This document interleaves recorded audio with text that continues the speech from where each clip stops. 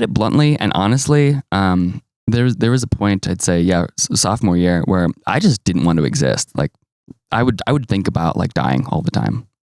And so and I didn't have anyone to talk to about. I mean, I probably did. Like I could have talked to my parents about it, but it didn't feel right to. It didn't feel safe to. I think because it felt like the antithesis of being a good, like exceptional kid. Welcome to Beyond the Bass, a podcast where we go beyond the music and into the full, authentic stories of your favorite artists. No sound bites or surface level moments. This is truly a space for depth, honesty, and connection. It's my hope you'll walk away feeling more connected to your favorite artists, and maybe even a tad more inspired to pursue your own passions too. Today's guest is Austin Collins, better known as Au5. He's a Denver-based producer that produces some of the most intricate and complex dubstep.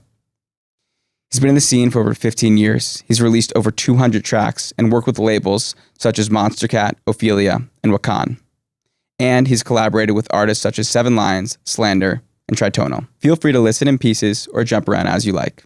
Now let's dive in. So excited you're here. Yeah, thanks for having me, Jacob. Absolutely. It's been a fan of yours for quite some time. I looked it up. My first song that I knew of you, so sorry for the fanboy moment, everyone, was Make You Cry. Oh, man. Really? 2019, maybe? 2018? I think it was 2019, yeah. But, and then I kind of like fell out of touch with you over the years, but slowly made my way back, and one cold DM later, we got coffee, and now we're here. Yeah, man. It's funny. I feel like you caught me at a good time. I mean, Instagram DMs, I don't get notifications on any socials anymore just because I get hit up all the time. Yeah. But I don't know what it was. I just felt like I appreciated the directness, and like it didn't feel like you were trying to like flex or prove something. I feel like it was just, I was open at the right time to receive what you were putting out, and then we had a little meeting over coffee, which was just awesome. Yeah. So I was like, oh my God, that like totally changed the course of my day and that whole week too. No way. Yeah. Dude. Yeah. Oh wow, really that's amazing. it. And also it was like a perfect day as well. So it was a stunning day. Everything about that was good. I feel like it's sometimes you just like don't overthink. Like I could have totally overthought that and been like, okay, what's the business, like what's the business stuff going on underneath the surface, and like get in my own head about like maybe I don't have, find a reason to not go, or like I might not have time for this, but it felt like that's what I needed at that time. So I just went with it, and I'm really glad that I did. It's been awesome to meet you and get to know you as well. Likewise, dude. Like, listen, like I had only known you through your public like socials and what you put out online, but just so I had an idea of kind of who you were, but of course that's never the full story. Totally. Yeah. And so when we sat down, I was like, this guy is awesome. Like, not only do I love his music, but like just a really awesome, genuine, cool human. Well, thank you. And here we are. Yeah. So, how do I want to start this? Yeah, I'll start this by asking you. To my knowledge, you've been on 18 podcasts or 18 interviews. Wow. Over the last 10 years or so. So I'm curious, what do you think is missing from the public persona that is out there, or maybe the interviews that you've had that, it's been 8 years. I think your first one was 8 years ago.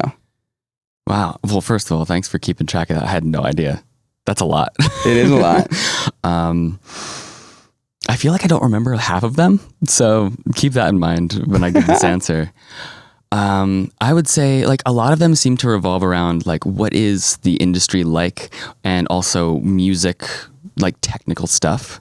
Like what kind of things am I excited about? What are things that I'm working on? What's advice for like up and coming producers? I feel like those are the common kinds of topics that I typically talk about in interviews, and also just like my how I got into music, like which is more personal, which I don't mind talking about, but I've kind of just like played out that whole. I've kind of narrated that so many times already. Yeah. But I feel like what's missing though is, well, I feel like just really the more vulnerable day-to-day stuff. Like, what is it like to just be a person that also has to be a performer? Which I feel like maybe I'm biased because I know that that's kind of like what we've been talking about. Yeah. But I do feel like that is kind of a void in a lot of the musician, producer, podcasts, talks. So. Totally. Yeah, no, I appreciate that. And generally I would agree. I mean, like, you know, I do want to trace kind of the story arc of your life so far.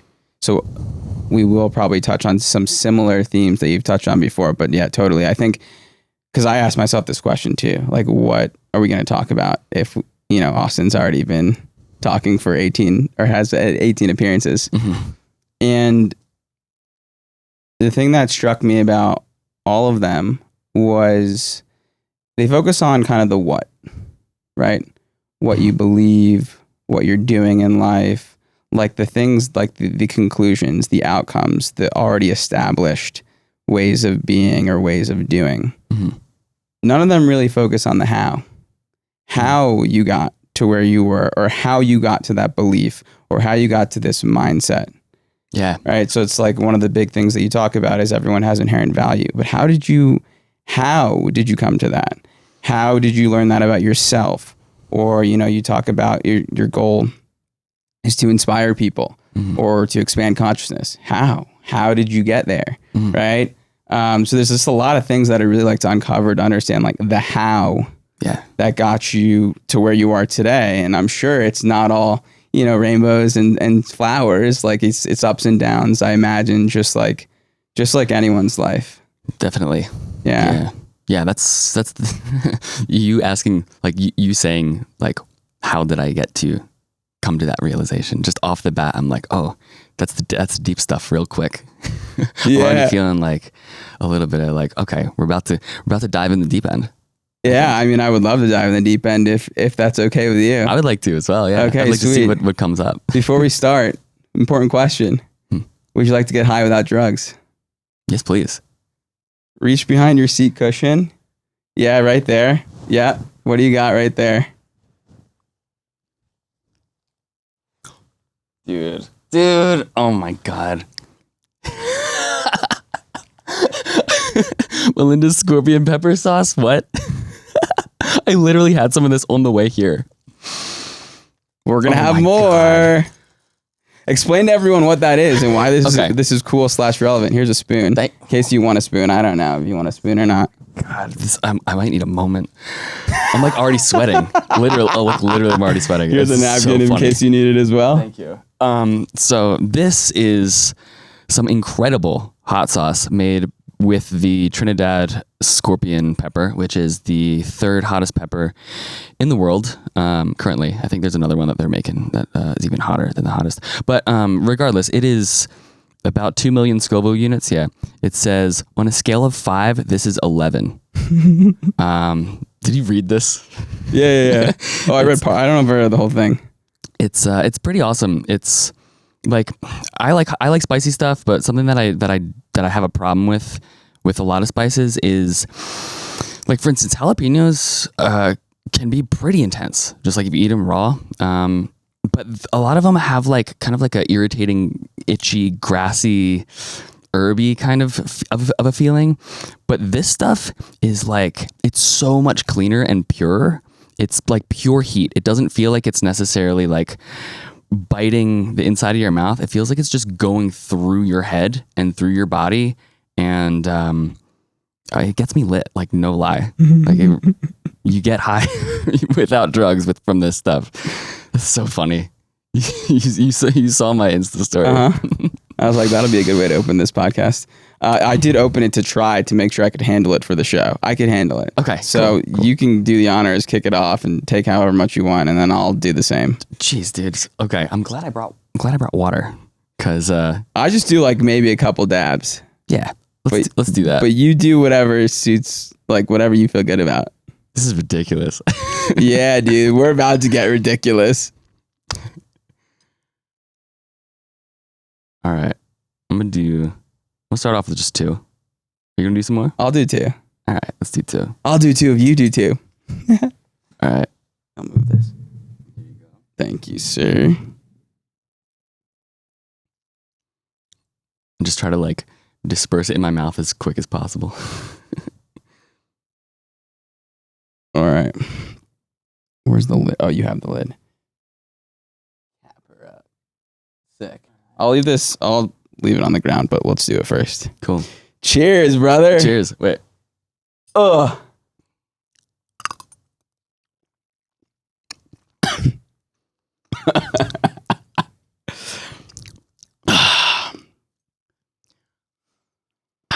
Wow. That'll do it. It tastes, it's like fruity and floral too. It's honestly pretty good, and I'm not a huge hot sauce person. I'm gonna leave this. It's way better than like Tabasco or Sriracha. Cool.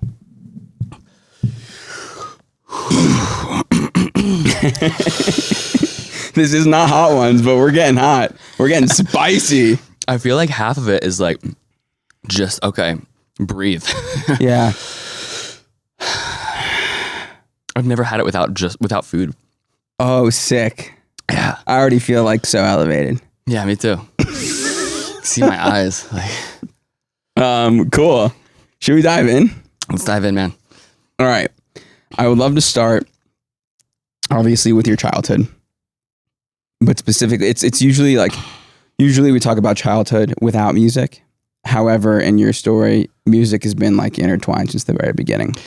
Since the very beginning, yep. So you've talked about the Casio SK-1. Yeah. And what that means to you and what that was into your life.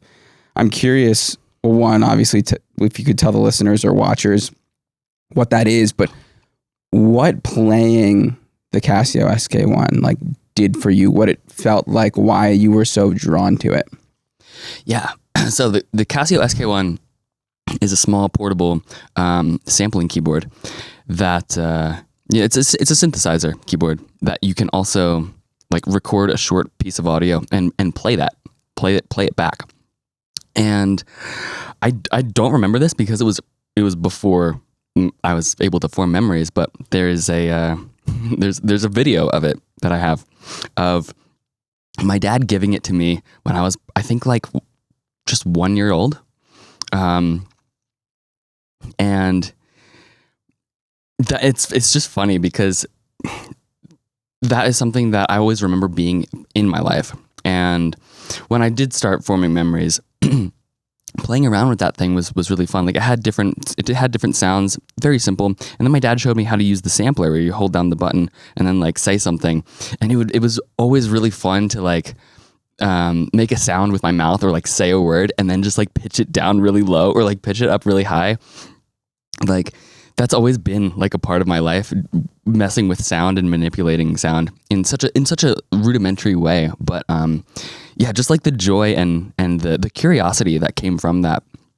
I recall like the feeling of hearing my voice pitched down like an octave and like knowing that came from me. But it's like, you know, when you're a kid at like 4 years old, everything feels so, you know, you feel everything abstractly and emotionally so much more than you do logically. And so like hearing that, it's like, whoa, it sounds like a monster or like it sounds like a different person. But and so that kind of just opened up my brain to what's possible with sound and how that can evoke different feelings. And so that was cool. And then there was a point where, and I vaguely remember this. There was a point where I was in front of the TV, I think watching Barney or something. And like 3 or 4? Yeah, 3 or 4. I remember, yeah, it was my old house, so it was like before age 5. There was a point where I was getting familiar with the keyboard, and I started to match notes with songs that I was hearing on TV, and like just simple stuff like the Barney theme song or like Happy Birthday. And then my parents noticed. And so they were really paying attention to me and what I was doing with that. And I don't recall this part very well, but apparently there was a day where I was playing octaves not knowing anything about music. And I was saying to my dad, like, it's the same. Like, it's the same sound, even though it's like a different note. And my dad was like, he has musical experience playing in a band and such from the 80s. And he recognized like the significance of that. And my parents decided to enroll me in piano lessons when I was 4 after that. And I kind of just took off. Initially, Do you remember what that was like sitting in front of the piano at 4 and like how that made you feel?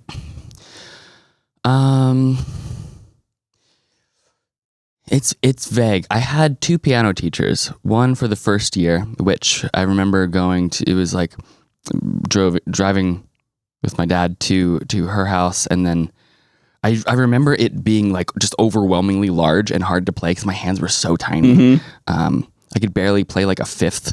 And I remember learning like really simple songs. And then I grew out of that.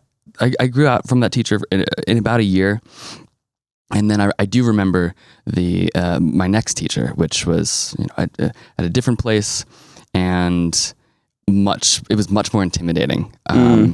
I remember just hiding behind, like trying to hide behind my parents' legs when I was being introduced to the new teacher. I was a really shy kid. I was the only child too. My parents spoke a lot for me, so I never really was. Pretty much throughout my like elementary school years, I was not really like a vocal kid. I didn't talk to adults. I didn't like to. In that regard, I was pretty nonverbal, like publicly. But yeah. Then I remember doing a lesson with this new teacher, and everything was just big and overwhelming. But I was kind of like, I have to do this. I'm put on the spot. I trusted that like my parents were doing something for me that was good for me. It just kind of had blind faith in that. And I always wanted to be a good kid and not like complain, or I always wanted to like come off as impressive. And playing piano, learning how to play piano, which then I think not even a year later, I played my first recital in front of an audience.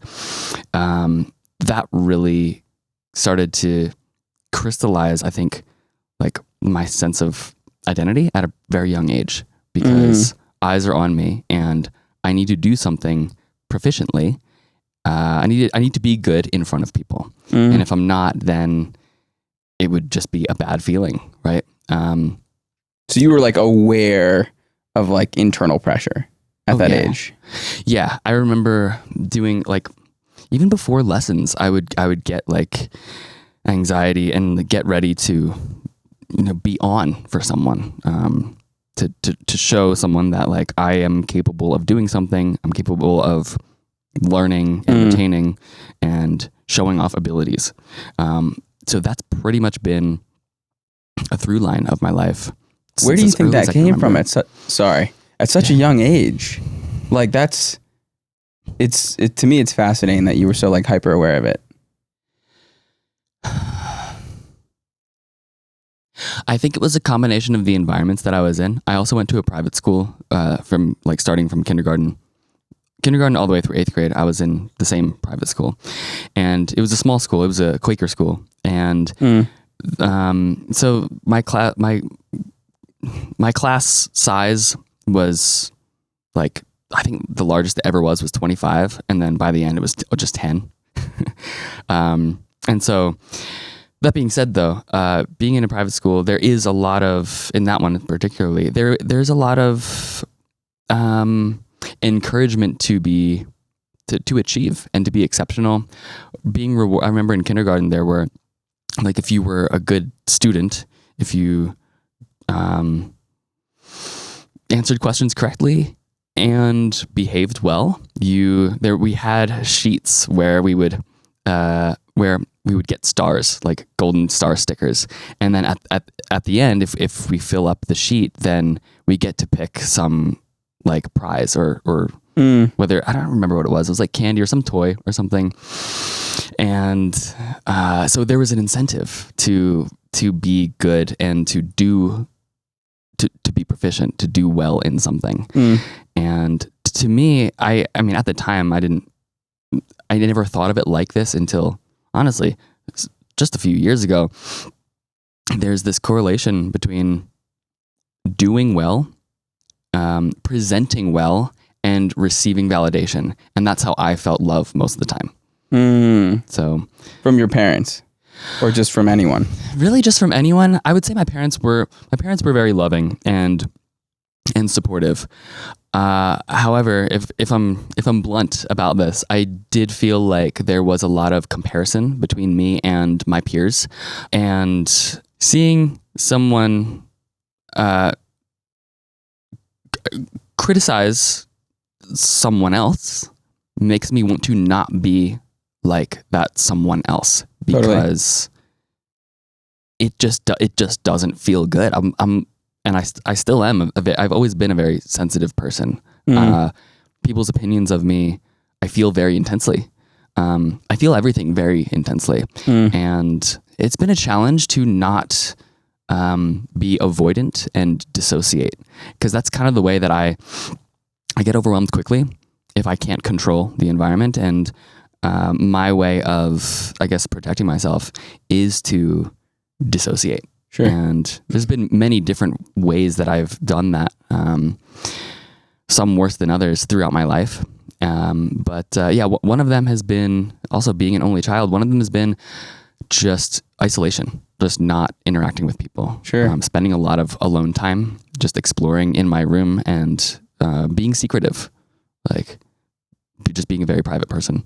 Yeah, totally. I mean, it sounds like that's rather intense, right? To hear your parents, critique other people or criticize other people that might be doing things differently. Because, whether it was deliberate or not, I think the subliminal message is, I can't be like them. Yeah. Right. Or if it's like, my son's the greatest, then it's a pedestal that you have to kind of uphold. Exactly. Right. I very much relate to that. That's why I can speak on this. Yeah. Very much relate to criticism or expectations. And I might even loop this up to conditioning. But it's fascinating that you were like keenly aware of this at such a young age. And, developing strategies to kind of protect yourself. Yeah. To go inside, to be by yourself. Did you use like music as kind of an escape from that at all? I did, not super early on, from what I can recall, because I didn't really have a way of doing that. Well, here's an example. When I was pretty young, I think still like 3 or 4, my parents would listen to a lot of music, a lot of different kinds of music, like classical, jazz, rock, and I would ask to listen to, like, can we listen to this? Can we listen to this song that goes like this? And I'll listen to a song on repeat for like the entire day and just be bathed in that feeling so intensely. I remember, what was it? The Turkish March by Mozart. I had my dad play that before he went to work, and it was on repeat the entire day. And when he came back from work, he was like, Austin asked to put this on again. My mom was like, no, it's been playing for like 6 hours straight. It's insane. What do you remember about that? Just like bathing in it, like sitting there on the couch the entire day? Just going about my day in the living room, just playing and listening to the music, and it just always, it's just being an endless ride, like a roller coaster of elation. I mean, it's a really it's like an urgent song with like a really like uplifting chorus. And yeah, I just couldn't get enough of it. And anyway, but as far as music being an escape from like the pressures, when I was 9, I got an iMac, like the old G3, like colorful square iMacs, as a birthday present. And I don't recall how I got this piece of software, but there's a old program called Easy Beat, and it was a MIDI sequencer. It had piano roll and like staff, and you can do like multi-tracks, but it's just simple MIDI sequencing with the general MIDI sounds. And that was something that I used as like, I didn't really, I played some games. I never had like a game console until I guess I was like 13 or 14. But that was only like really just a social thing, that when I had some friends come over, we would play like Halo or something for a couple years. That happened. But before that, I didn't really game with any game console. It was just like I had a computer. So there are a few limited games for Mac OS back in the day that I would play. But my main thing that I felt like fulfilled doing, that was actually an escape, was playing, like making songs and playing with the piano roll on Easy Beat. And I would try to like transcribe songs that I was working on, that I was learning in piano lessons. And then that was something that I started to use as an escape from like homework. Homework in private school, it was just overwhelmingly excessive, and I dreaded it. Like I didn't want to go home because I didn't want to. I mean, I wanted to go home because I wanted my own space, but at the same time, it's like I needed to do homework, and there's a lot of pressure to be like a studious kid and get good grades and stuff. That was, another form of being like exceptional and being performative. Sure. Showing that I was worthy of validation, worthy of love. But so many times, so many days, I would like have a musical idea in my head, and I'd just be itching to like sequence something, and I would, take a break from homework and do that. And then hours would go by and I'd be like, shit, I need to, do homework and then, finish that. But music, that kind of entrained me for music, like making music, to be an escape, like to dissociate from the work and the pressure, which is ironic because for what I do now, like my career, my work is to make music, yet my foundation of making music was an escape from doing work. Yeah. So that is fascinating. Yeah, it's become now something that is, I can feel when it starts to become work because it's not fun. It doesn't feel like an escape anymore. And it's a blessing and a curse, the fact that my best music comes from not trying to impress, not trying to do work, and really just using it as an escape from the noise and to have fun. Because I still, whenever I make music freely, explore sound design, have a song idea in my head, and just start going with no end goal, that is the closest thing that gets me to feeling like a kid again. Because that's what I did when I was a kid. It's interesting that like that's kind of like a goal in some ways, like to feel like a kid again. Yeah. Yeah. I'm blessed because it's got to a point where me finding that for myself is actually the best thing that I can do for myself personally, but also for everyone else too. Yeah. Like for my audience, for the people that listen to my music, and also for my career. Yeah. Well, it's what's fascinating to me is that like this was very clearly a part of you back then.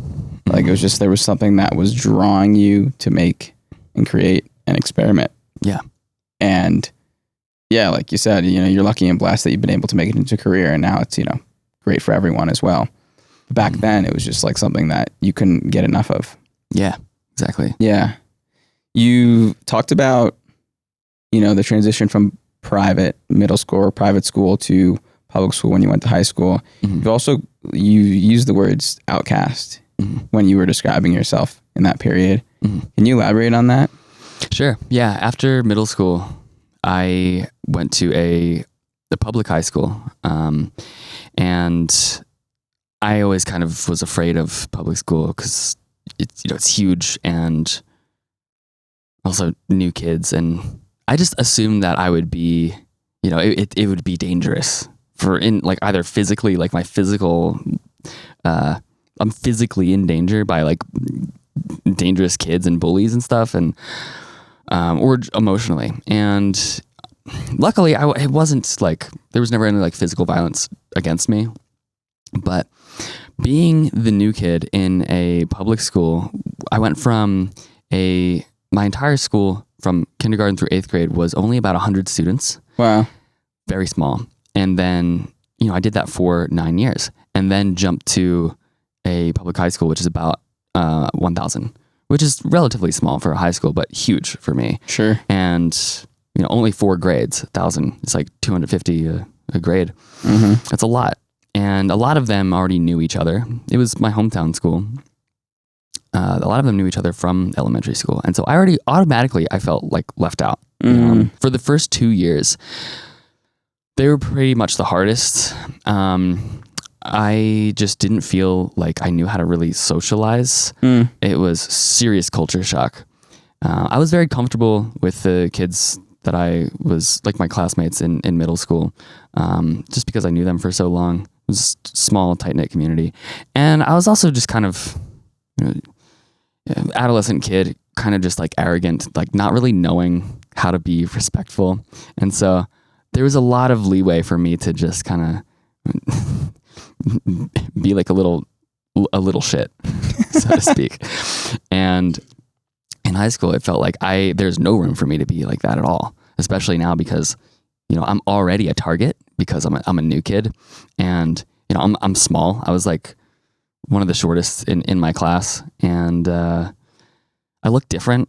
I would say, so I had long hair most of my life from age, I'd say 8 to just a couple years ago. And during that time, especially throughout like middle school and high school, most people thought I was a girl. Wow. I looked very That very must have feminine. been hard. I mean, all these things, like, you look different coming from a private school, like already having already feeling discomfort in social situations. That's like a perfect recipe for disaster. Yeah, exactly. And so it was tough. The first couple years, I was like, to put it bluntly and honestly, there was a point, I'd say, sophomore year, where I just didn't want to exist. Like, I would think about like dying all the time. And so and I didn't have anyone to talk to about. I mean, I probably did. Like, I could have talked to my parents about it, but it didn't feel right to. It didn't feel safe to. I think because it felt like the antithesis of being a good, like, exceptional kid. Like, I should be able to be stoic and control my emotions. And that was such a time in my life where everything was fighting that. And so I just remember going home, like for like months, going home after school and just like trying to sleep and just skip as much time as possible. Wow. Like, just let me just get through this part of my life as quick as possible. During that time, I also got really interested in, I learned about lucid dreaming, and I got really interested in like how to induce them and how to like, like what you can actually do with them. It's kind of like living a second life if you can get really good at it and be very lucid. And that was something I practiced a lot and got really good at. I would have about, there was a point where I was averaging about 2 lucid dreams per week. Wow. Which was something that was really exciting for me. And it kind of felt like something that was like, I guess, yeah, it was kind of a passion for me. And there are all these different ways to induce them. So I started dream journaling a lot, and I would just fill up pages per night of things. And that's the cool thing about dream journaling is like when the first couple of nights you won't really recall much, but then once you start practicing that recall, you'll remember so much. And it's like, wow, it feels like I've lived days in dreams. And that was a way for me to escape reality. And also just explore like being able to just do things that I couldn't in the real world. Fly, have like just like interactions that would not be appropriate in the real world, like instigating, fighting people, having like romantic interests, and seeing where that sort of thing goes. So yeah, that was kind of like the saving grace for that time period of my life. And then Yeah, can I just pause you there? Sure. I mean, what you just shared is so deep and intense and heavy, and I just want to like acknowledge that it probably wasn't easy to share. So thank you for sharing that. Like, I'm getting emotional just like thinking about that, because you're a sophomore in high school, and what I'm hearing is like you're super alone. Yeah. And to the point where, you know, questioning your existence, questioning how you're going to get out of this, to the point where you want to sleep the day away. And, you know, luckily you found, you know, lucid dreaming to be a really helpful tool to kind of escape. Mm-hmm. But I mean, I'm so curious, like, who did you read anyone into this?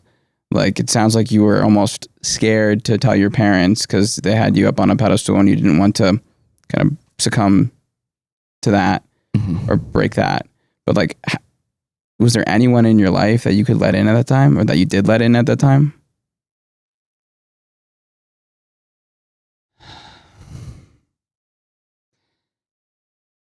I cannot recall. If so, no, I don't think so. It was, no, I was just constantly wearing a mask. Wow. Yeah. I didn't know what it was, you know. I don't feel like I actually was able to have like friendships, relationships that could be where I could talk about like hard stuff that I was going through until much later in my life. And I think I didn't even really know that, for one, that was possible or safe to. And it was hard for me to even get in touch with what I was feeling enough to know how to talk about it. Sure. Like, I think that was a big thing. I didn't have any skills to talk about what is like, what's hurting, what's vulnerable. It was never, I don't want to say it was never asked or like invited, but it never felt like there was a safe place to do that. And so I just thought that like, it just felt like that wasn't something that was possible to do. Sure. Yeah. Yeah, it's really hard. I mean, I can't imagine being a kid and just not like feeling like that, but then having no one where you could feel like you can go to and just have a safe space. Yeah. Yeah, man. Also, thanks for like, you know, rewinding it a bit, because I even feel in myself right now the tendency to kind of expedite talking about that. Let's get through the shit to talk about, you know, the good things that came out of that. But honestly, like, no, it's important to be able to sit in that and not diminish it, because that was very real. Yeah. And even nowadays, like, you know, I go through bouts of feeling disconnected and depressed, and I'm slowly learning still that it's safe to open up to people that I trust and that I'm close to about that kind of thing. It comes with feelings of guilt and shame whenever I do, because I don't want to be a burden to other people. I'm sensitive, and I get easily overwhelmed by people that are like overtly either complaining about something or where it's like a one-sided conversation. I'm like, I don't know how to dismiss myself from those. I have compassion, but I'm also finding myself dissociating. And so I don't want to be like that either. However, I realize that being honest with myself is also gives me the ability to recognize what my boundaries are. If something is too much for me, I can say it, whether it is like, I'm going through something in my life. I'm going to share this with someone and just be honest. Or if someone is going through something that is really intense, I can show up with my own boundaries and say like, this is too intense for me, but I care. Like, and that's such a new concept to me, even still, as of just a couple years ago. I'm quite an avoidant person. I'm a conflict averse. Sure. And I don't think that that's actually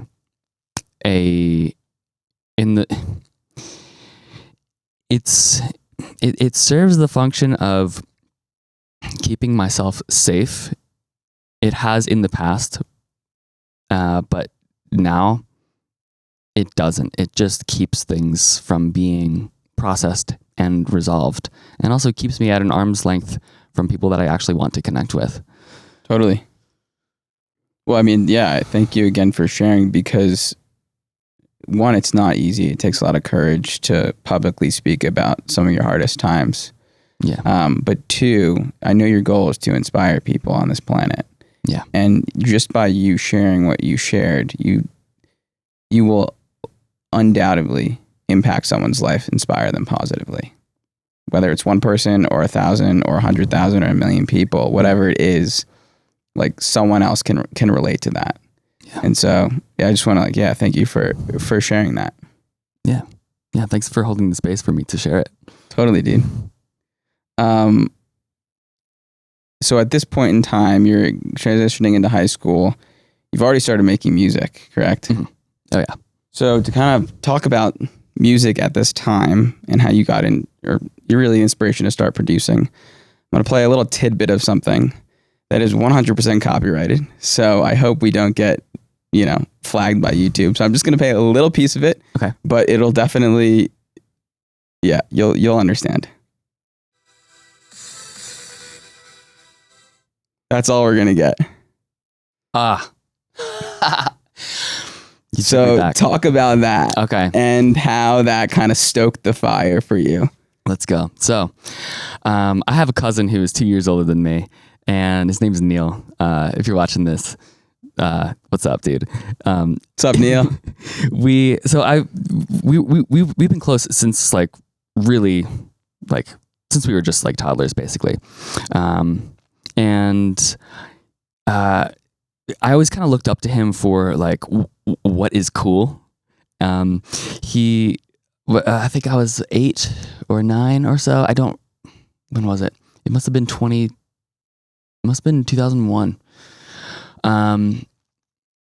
We were hanging out. He came over to my house and brought a CD, like a burned CD of a bunch of different songs that he thought were cool, that he was listening to. And I listened through it, and there's some really cool stuff on there, some cool electronic tunes on there. And one of the last songs was, and I had no idea what it was for the longest time. It was Darude Sandstorm. And that woke up my brain to the power of dance music. It was such a rush. I can't explain how sick it was being 8 years old and hearing something that just sounded so futuristic and clean and powerful and driving. And I didn't think my parents liked electronic music back then. They would like dance music. Whenever I heard it at birthday parties or some events, I would get really anxious because it's oh my God, I need to not make it obvious that I'm obsessed with what I'm hearing right now. Wow. To the point where I would straight up I'd be walking intentionally out of beat because oh my God, that's hysterical. Because it felt it was just too embarrassing to admit that I loved dance music, knowing that my parents did not approve of that. They didn't, or you thought they didn't? Well, they made some remarks that it was annoying or just not. It's just not good. Mm-hmm. And I took that to heart, Yeah, I totally understand that. You've taken everything to heart as a child. Yeah, mm-hmm. It makes sense. Especially because they also introduced so much music to me and provided me with the ability to explore a lot of music, music lessons and such. And so, yeah, I took it very seriously. But I was why do I like this? I feel guilty that I like this. I was a closeted EDM lover for the longest time. And same, by the way. Yeah. Yeah. And And so, I heard Sandstorm, and then there were some other songs that also my cousin introduced to me. Another one, a couple years, it was during the LimeWire days. It was probably like 9, 10, 4 or 5 years later, he introduced me to Every Time We Touch by Cascada. And it was the same feeling. I was like, oh my God, dude, it's so good. And I hate that I love this so much. That was the inspiration for me to start making dance music. Like, if I can't freely have this in my life, I am going to make it myself in secret. Wild. Yeah. Wow. Let me repeat that because that's so key in my mind. You were like scared to like outwardly express and show that you like this music. So you were like, I'm going to create it in secret. Yeah. Wow. Yes. Yep. So, wow. So I got GarageBand when I was 12. I got another computer. Actually, I think it was my mom's MacBook, like way back in the day, like 2005. Yeah, it was my mom's MacBook back in 2005. I started using GarageBand, which was like a really, it was like an upgrade to Easy Beat, but like a seamless transition because it's piano roll, MIDI stuff. You can just load up MIDI files. But what was cool about GarageBand was it had way more sounds and synths and also like effects, EQ, reverb, that sort of stuff. And I was like, this has enough. This has like these synths kind of that I'm hearing in these dance songs, and so I would start making like 4 to the floor, like melodic trancey music, and I loved doing it. It felt really good. And there was one time where I went on vacation with my parents to see some extended family in Georgia, and I was using my mom's MacBook and using GarageBand on it for like several hours, and I was making this song, and I was asked like, "Can we hear what you're working on?" And I felt like really like on the spot and like hot and nervous, and I was like, "Sure." And it was a trance song. Not very great, but I was feeling really excited about it. It was everything that I wanted to hear in a song. It was, I'm just taking all the gems from the limited amount of stuff that I've heard that I loved the most, and then trying to put all of that into one song. And I played it for my family, and it did not get a negative response. And that was kind of the start of me being like opening up about like, I enjoy this kind of sound. I enjoy making this. And then later that year. What was that like? Right? Because you held this belief that you had to hide what you were making. And here you go, kind of like forced to confront it. And you realize like, oh, wait a second. Maybe it's not true, or it's not as crazy I thought it was going to be. Yeah. So the feeling it is the feeling of, for one, being like elated off of something that I'm creating, because it feels really good to create something that I like the sound of, which is why I make stuff in the first place. I want to hear what doesn't exist yet. Like I have sounds and ideas in my head, and then when I make it, it's like, oh, it's like even more real than I imagined it. And so that's always been the motive. And so it's like I can like experience the thing that I'm imagining. Like I can fantasize something and then create it and experience it tangibly, with real emotions, not just imagined. And that was enough for me to, like, that high from working on the song was enough for me to, I guess, combat the avoidance and the anxiety of being secretive about it.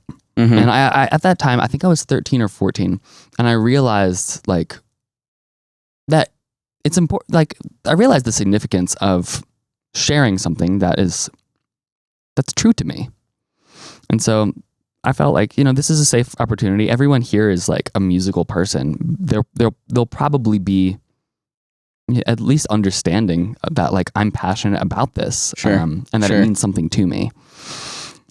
I kind of just trusted that.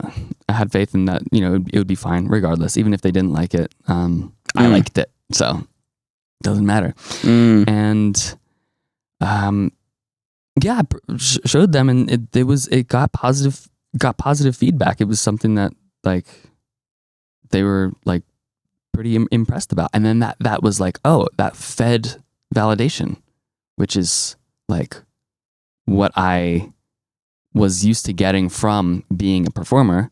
Sure. And then it was like, wait, this might be a way. I didn't think of it like this, but in a sense, it was a way for me to satisfy this extrinsic need of being validated, being shown that I'm good enough, and also allowed me to create what I felt like I wanted to hear and make and explore, intrinsically. Yeah. Totally. And then the first time that you were being yourself and being validated for it. That's what I'm hearing. Basically, yeah, man. Yeah. Yeah. That's powerful. So yeah, later that year, I started introducing my parents to some more things that I was inspired by, which I really think that they wouldn't like. And I don't know how they felt about it, but something that over time, I would show them more of the stuff that I was making. And then I would also show them music that I was inspired by, that I liked. And then it became like a comparison game where my parents would be like, what you're making sounds way better than that.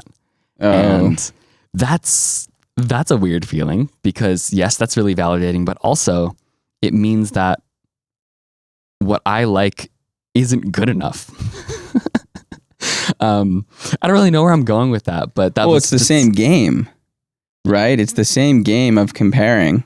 It is. And kind of like maybe putting yourself back on a pedestal, but now in something that you love years later. Yeah. Yeah. I just wanted to share what I liked. And really at the end of the day, I just want to be seen for I want to be seen through what I create, but also through what I enjoy too. Sure. I love connecting with people that also enjoy the same thing that I do, and also can appreciate what I make. Yeah. Because that's really a way for me to feel like I am seen and understood and known deeper than what I can explain with just words. Yeah. Yeah. I mean, like for instance, throughout high school, at least the first 2 years, I did not feel seen at all. And I didn't let myself, I wasn't vulnerable enough. It wasn't safe for me to be vulnerable enough to be known so I can be seen. And so I always felt like nobody understands me. Everyone thinks that I'm someone that I'm not.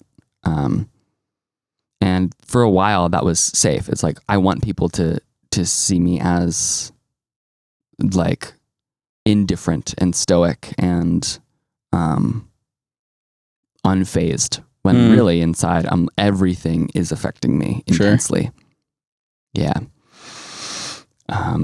So at this point you're making music though.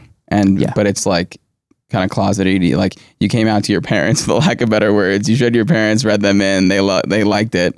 And so you start pursuing, making music or making EDM music more. Mm-hmm. But in high school, it's just like focused on school, not really telling people about you're making music, still pretty closeted. Pretty closeted, yeah. I had a couple close friends that were also musicians. They were into some electronic music, mostly into like metal and stuff. And I would also like have them over my house and record them, and kind of, that was another thing. While I got into electronic music and started producing that kind of on the side in secret, I was also in there's this music school called School of Rock. You've probably seen them around. They're really cool. They teach you how to. So I got enrolled in this music school called School of Rock when I was 13 as well. Actually, let me step back just a minute. It was at the end of middle school. I had a friend who was the new kid for a year in my middle school, who introduced me to School of Rock because he was he was in the school and was also playing a show, and I saw a flyer. And one of my first impression of what School of Rock was all about was a Beatles show. And I told my dad, told my dad about it, and he was like, yeah, let's check this out. Let's see what this is all about. And so we went, and it's just like a bunch of kids from like 13 to 17. Actually, I think younger. It's like 10 to 17 playing these Beatles covers. And some of them are like exceptionally good. It's like, whoa, this is so cool to hear music that, you know, isn't really my realm, but of people, of peers of my age playing this stuff. Totally. And so my parents proposed had one of two options. Either I go to a private school for high school, and because, you know, that costs money financially, it would, cool, I'll go to a private school, or go to a public school, which is free, and do School of Rock. And so I chose, let's do the public school with music. Why do you think that is? Like, why do you think I chose that? Yeah.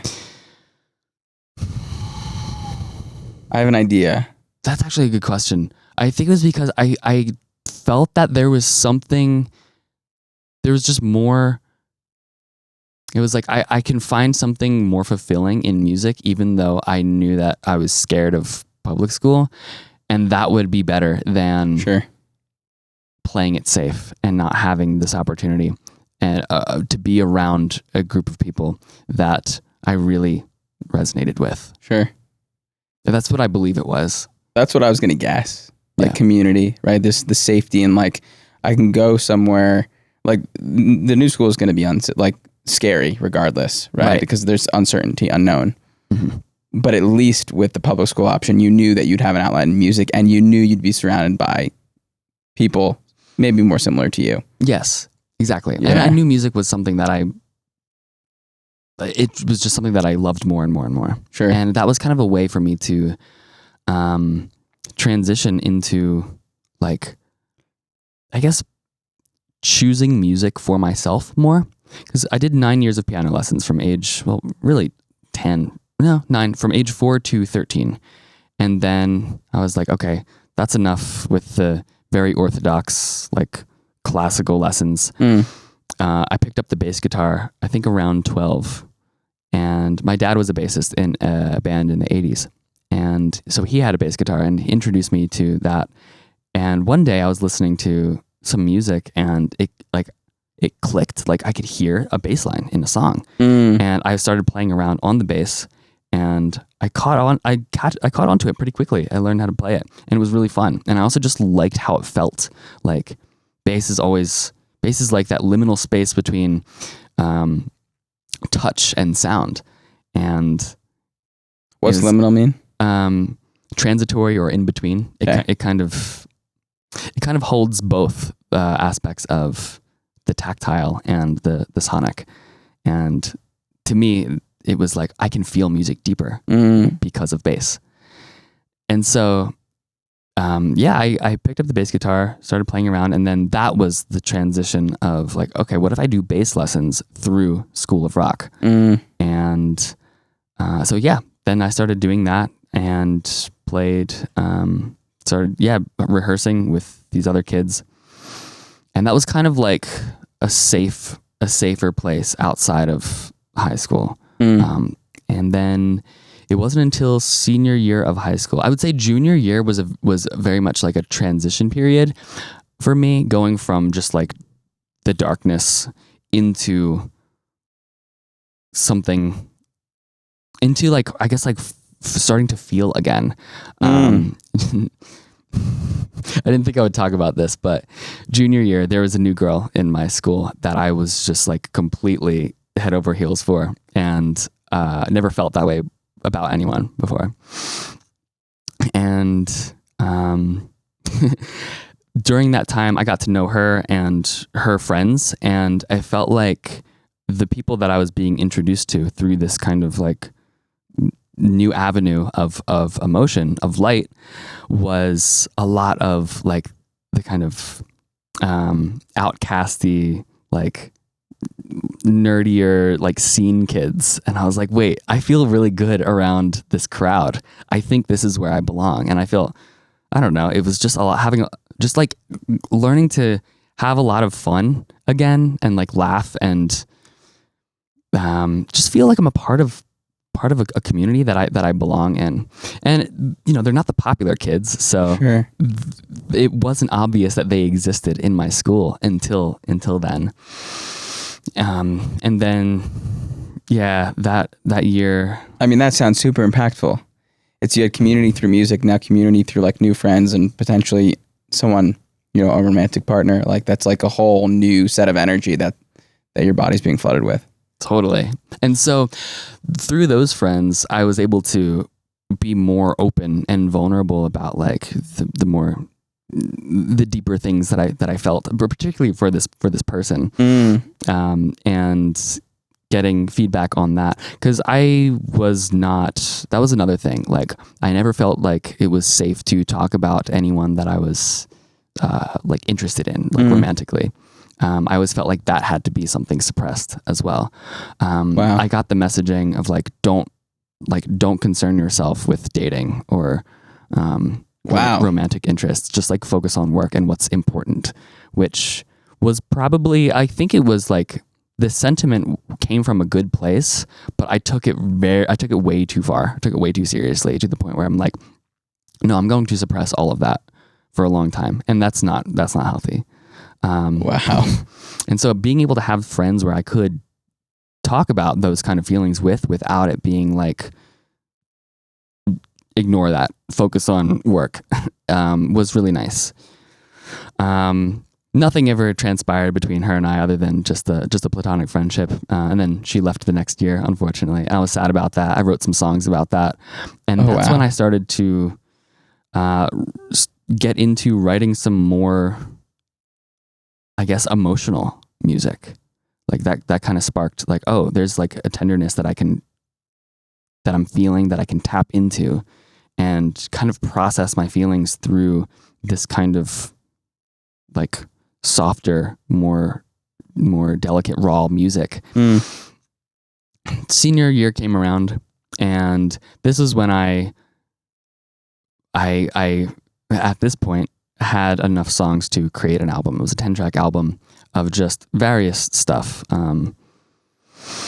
Electronic stuff, but also some jazzier stuff, and like the last song, a pretty emotional piano piece, and that was inspired by, you know, the thing, the emotions from the year prior, and I decided to share it with my classmates. I decided to burn a bunch of CDs and hand them out, not really thinking much of what people would think, but that became a turning point because there was an overwhelmingly positive response that I got later that week. And it was crazy because it connected me. It finally like connected me with a bunch of people that I didn't think I was like compatible with friends wise. And now there's a lot of interest in me as a person. I felt seen on a level beneath, you know, what I presented just physically. And it was really cool to be able to connect with like all these other different types of people because they liked my music and thus they were interested in me now. I was like, this is great.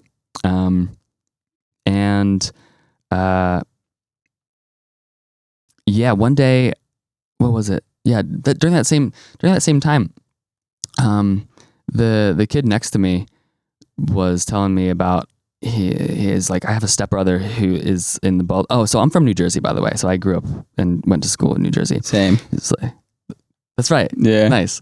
Jersey boys in the house. So my friend was like, yeah, I have a stepbrother who is a he's a promoter in Baltimore and like puts on raves and stuff. And I was like, oh, that's cool. And he's like, yeah, I'm going to show him your music and yeah, you guys will get in touch and maybe you could play shows. And I was like, cool.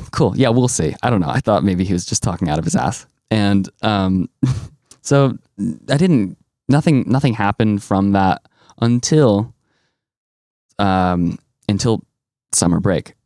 And I get contacted by this guy, and he's like, "Hey man, my stepbrother showed me your music, and it's really good. I want to show you, like, here's what I do. I want to show you some other artists that I book for these shows." And I was like, "Okay, wow, cool.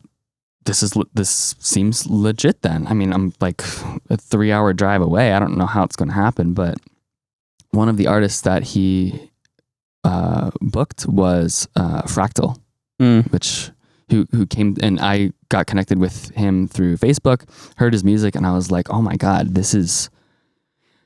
he gets it. Like, I've not heard anything like this, and it feels like we're kind of inspired by the same thing." And clearly he's very musically inclined, technically proficient too.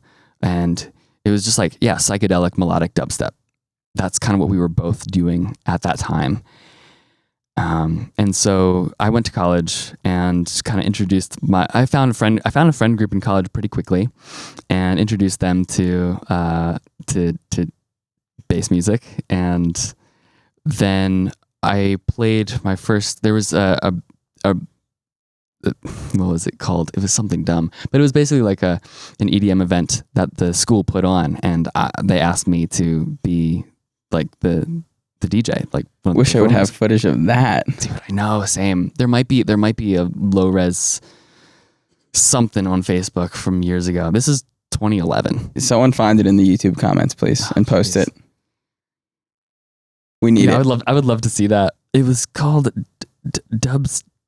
It was something dumb. It was like dubstep into a new world or something. With the name of the school in it? Shenandoah University. It was in Virginia. I went to school, which was pretty far away.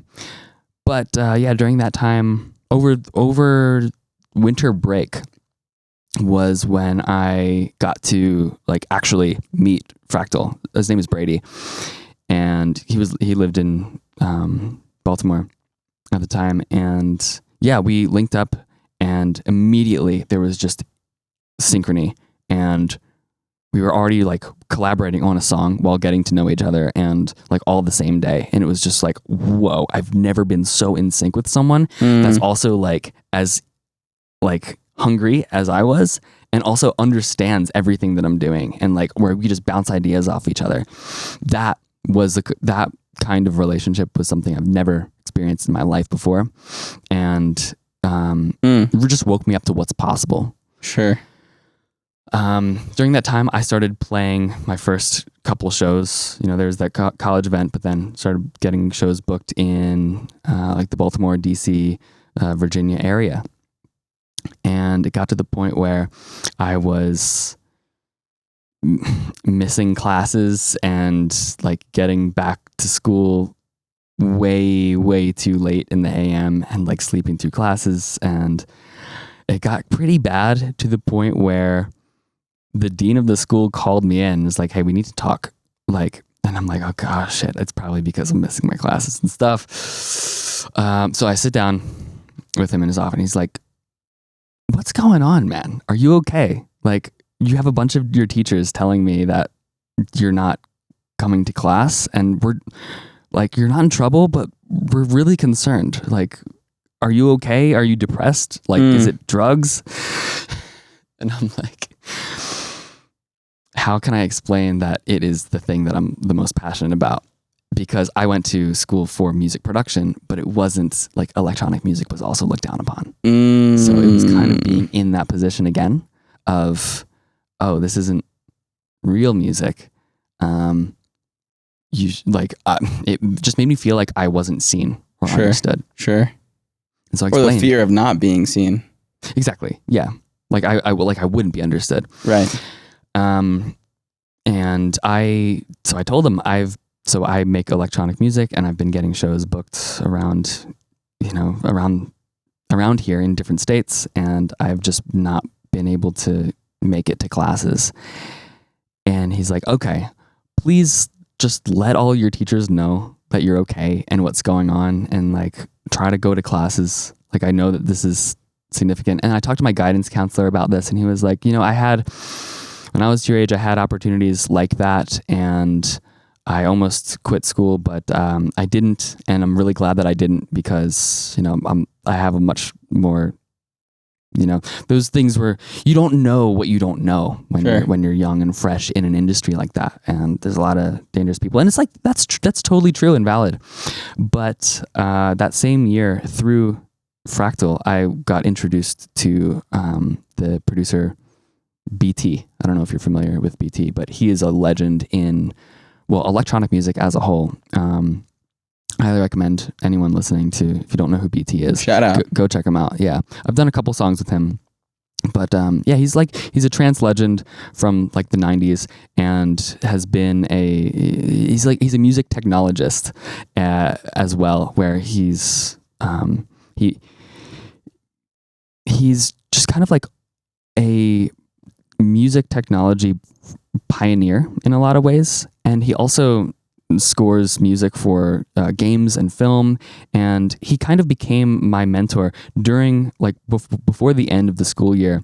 I got to visit him with Fractal and meet him for the first time, and we went to his studio, and it was just like mind blowing. And here's this guy who's like, I don't know how much older he is, maybe 20 something years older. But so like exuberant and youthful and like excited. And I'm like, man, this guy is just, he makes all these different kinds of music. Mm-hmm. Like, he makes whatever the hell he wants, mm-hmm. and he makes it work. And he's living a fulfilling life in a beautiful place.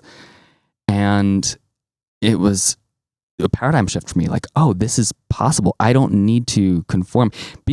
Long story short, BT kind of became a mentor to mm-hmm. me, and mm-hmm. helped guide me, like not just through the industry, but psychologically as well, like how to think about music in such a harsh industry. Things like, don't hold on to songs forever and waiting for the right moment. Like, just the well will refill. Just like release music as you create it, and just make as much as you can that is real to you. Don't box yourself into any one thing or any one style or any one click.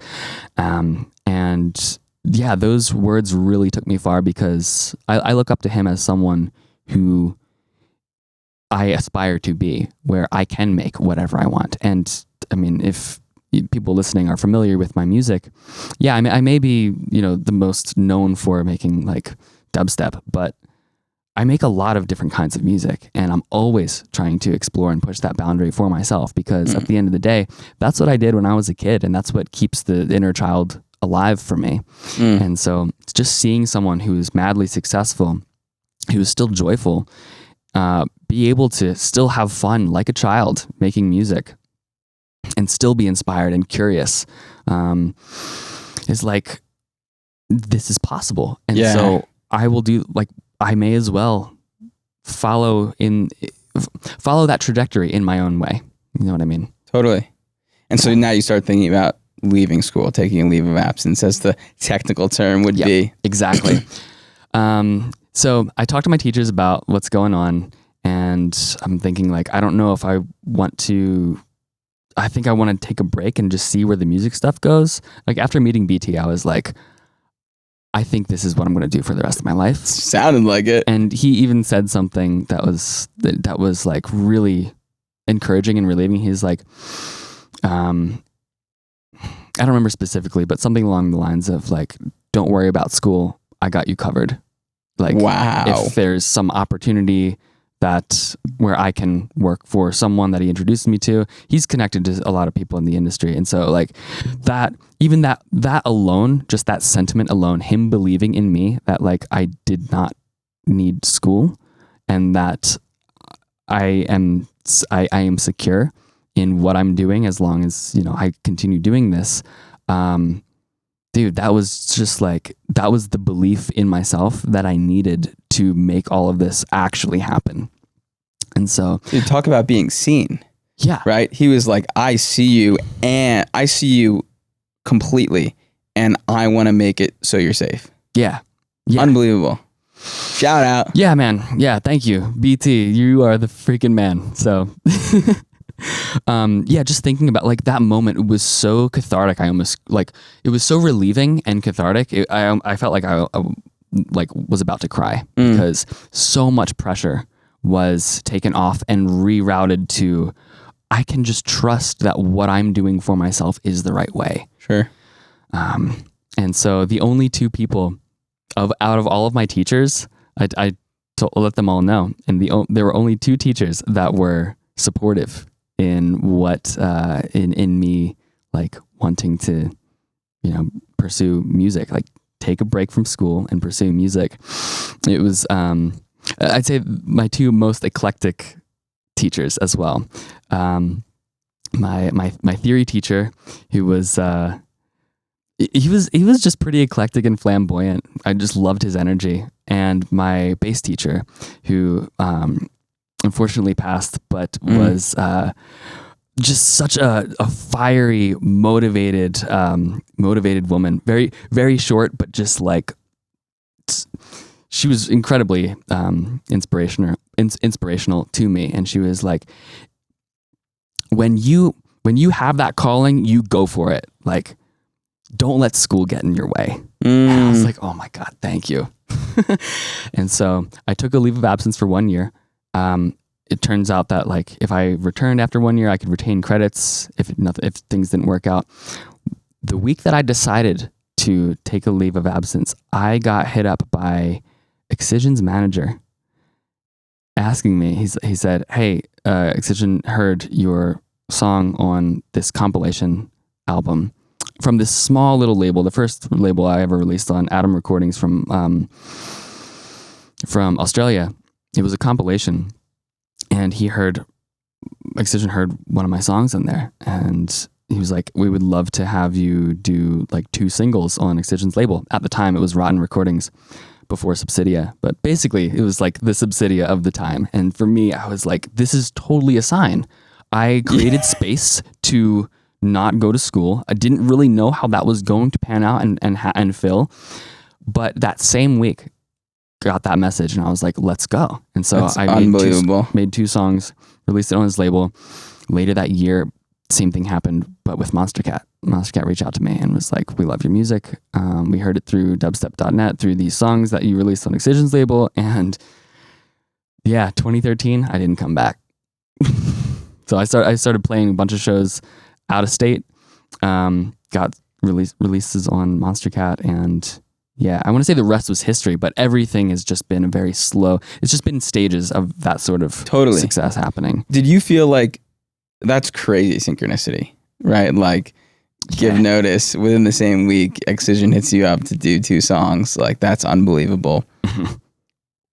Did you feel at that point that you had made it? Like you obviously, I'm sure, felt like you had made the right decision, but what was going through your head when, Excision label reaches out and you're now making these songs and then Monster Cat reaches out? Well, for one, it was incredibly validating. All that I was focused on at the time was I just want to release on Skrillex's label, Alsla. That's the end all for me.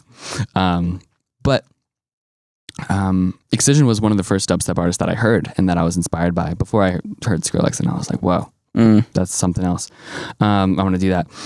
But it was like, I just had so much optimism because of all of those things happening at once, like the reassurance and the belief from BT, and also just like the partnership with Fractal. And I was like, I am finding the right people in my life to support what I truly love doing. And so maybe I was a little bit delusional at that time, but I felt like this is going to be it and I'm unstoppable. And all I got to do is just channel all this stuff into making music. And it was so inspiring. Like so much I learned. I feel like I improved a lot as an artist over that time because of that belief that just kept getting reinstilled in me. But at the end of the day, though, it really comes down to my own belief in myself. Yeah. You can get all the validation you want, but if you are not nourishing yourself with actually believing and trusting in yourself, it doesn't matter. You're going to sabotage it. And there was a part of me that knew that that was important for me to believe in myself. My parents were very supportive of me. That's what I was going to ask. All throughout this. And I would say if they'd like discouraged me from being an artist, I don't know if I don't know where I would be right now. I don't know if I would have like continued to pursue music stuff. It potentially could have been a situation where there was so much dissonance that I like flipped and became rebellious.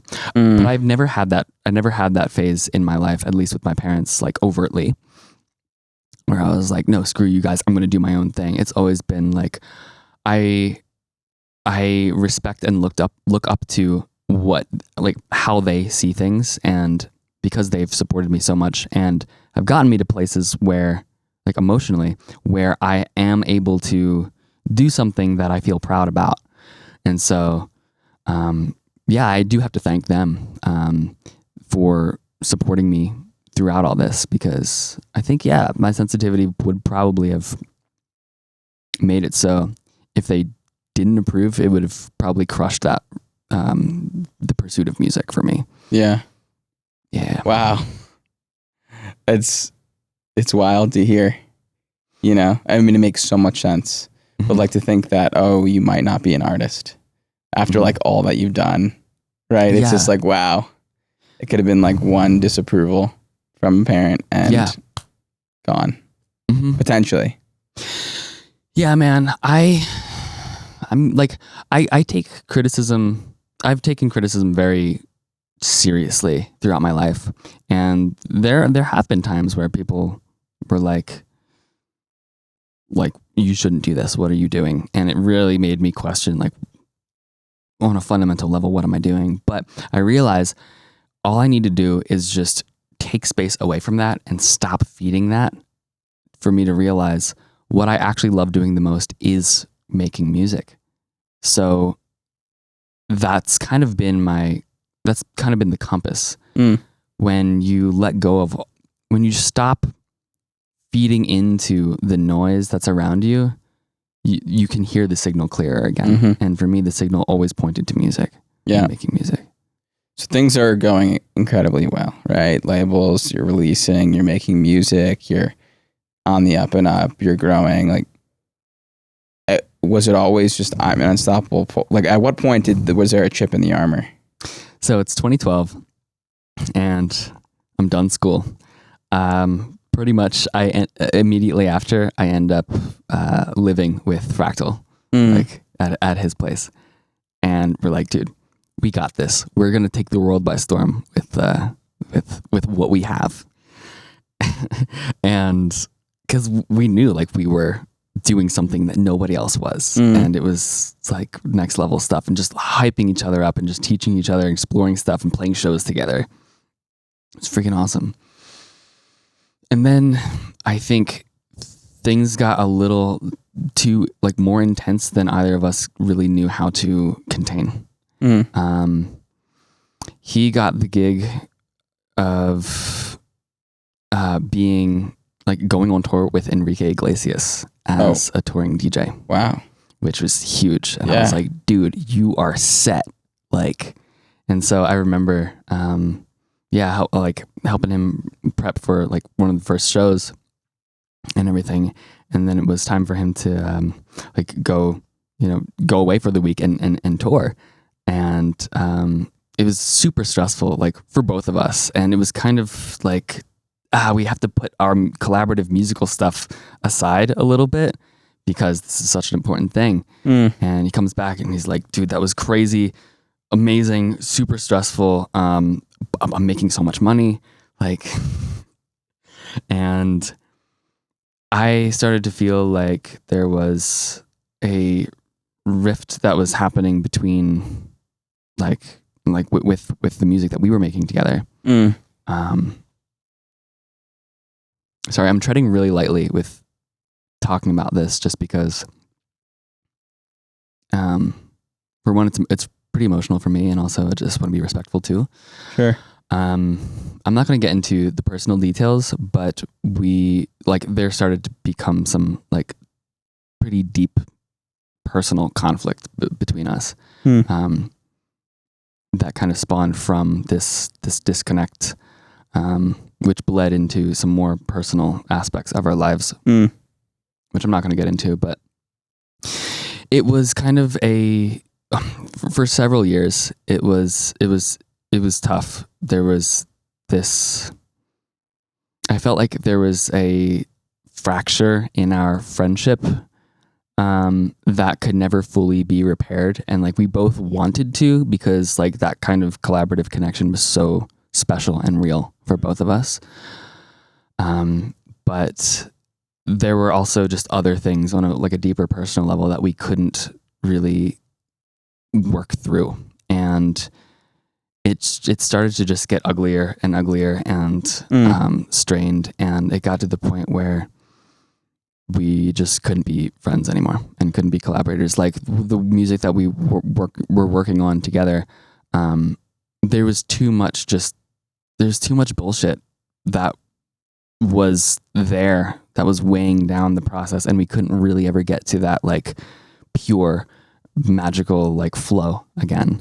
And so yeah, we've been no contact for 9 years. Wow. And I don't know what he's up to. I hope everything is good though, and well. Like I really honestly do wish him the best, because he is, I feel like I've never really met someone who has been like, we were like yin and yang. Like never met someone who was so much like me, but also so complimentary to me as well. Sure. Energetically. And it sounds so intense. Yeah. Like intensely good in the beginning, and like, you know, adding to this fuel of like, this is what I want to do. This is how I'm going to do it. We're going to take over the world. I'm going to take over the world. Mm-hmm. And then human stuff. Yeah. And then like things happen and that ruptures. And like, it must be gutting to deal with kind of that fall back to reality. Absolutely. So how did you handle that? Well,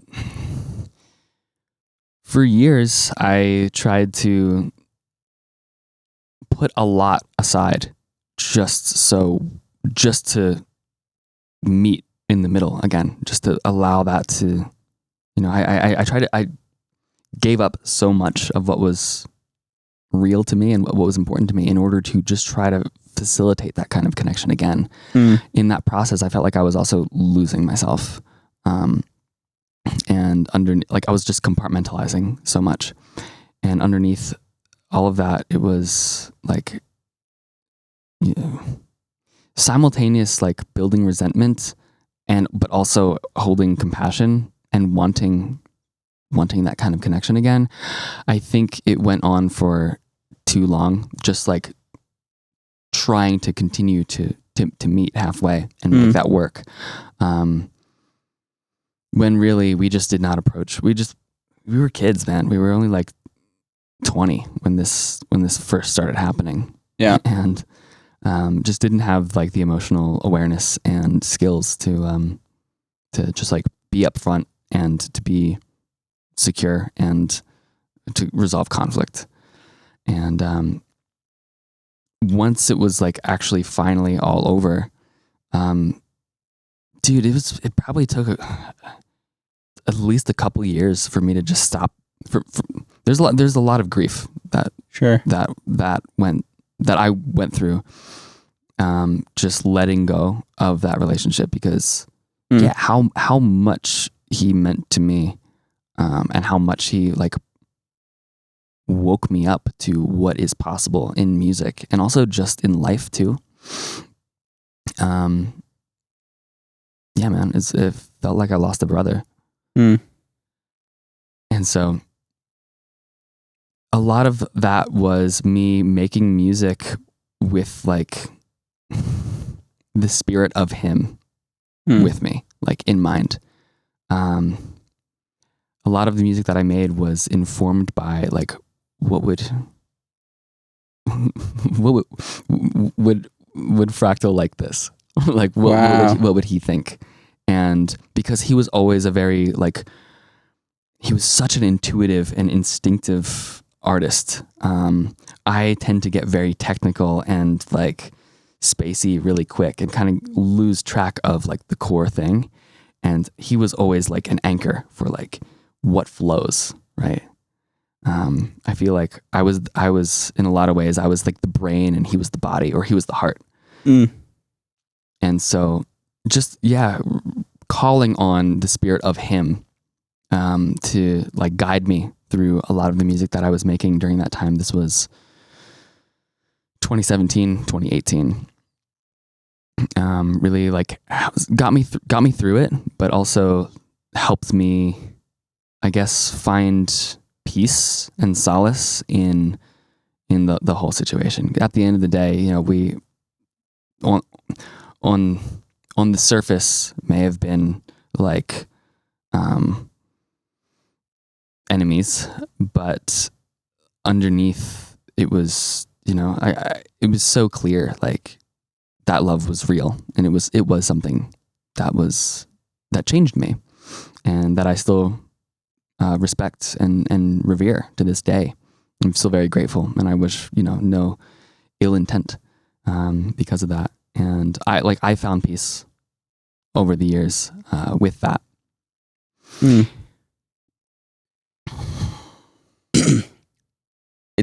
It's interesting to me because, like, here you are again, very much considering outside voices when it comes to creation, right? Like you said, you were kind of like channeling his spirit or thinking about would he like this when I'm making it. So I find that's like interesting that other people's voices are still like in your mind, and at the same time, like you're making great music, like you're on the come up. You know, it's like, you know, 5-6 years at that time where like things are moving in a great direction for you now. Yes. I do want to say, you brought up a good point that reminded me.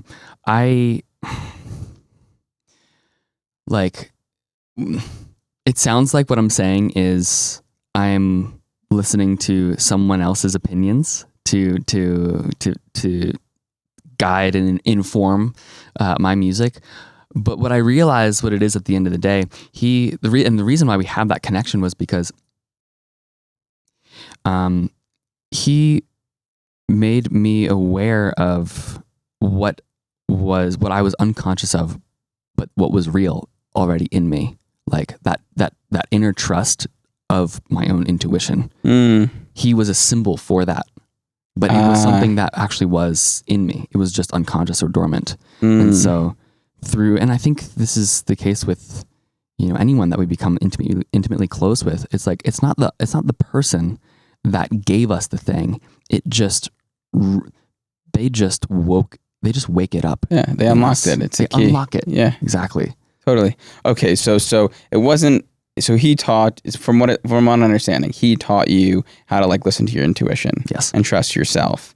And that is why you think you achieved the success and the come up that you were during those years. Yeah. Or is that oversimplifying it? I wouldn't say that's the sole reason, but that was absolutely a necessary key for me to stay aligned. Well, it's definitely not the sole reason. Yeah. Like you've been called a wizard of production for a reason, right? Like the amount of skill and proficiency you developed. You know, another level. And so I imagine there's a lot of hard work and a lot of play and a lot of just building that into your sound, not just as simple as trusting yourself. Totally. Yeah. But it was an integral key though. Sure. Like that's an important part of that whole system to work properly for me to, to trust myself and to trust that I can just play and explore and discover and that there is value there. Yeah. Yeah. What's I find really interesting. So obviously you've had some really great career highlights, of which we haven't even gotten into most of them, right? Yeah, we're still in 2015. We're still early. But what was developing, or what I heard develop along the side, was kind of just mindset. Pieces on mindset, meaning you have a quote, which I want to read. Sure. So I don't want to mess it up. I think it's important. You have a moral right to achieve potential. You said something along the lines of like, there's a moral right, or I have a moral right to achieve my potential. Yes.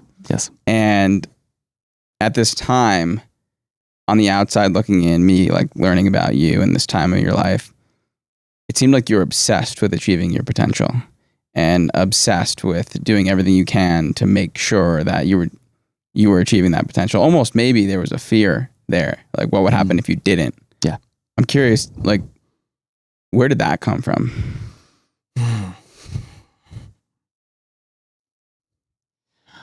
Well, the phrase itself,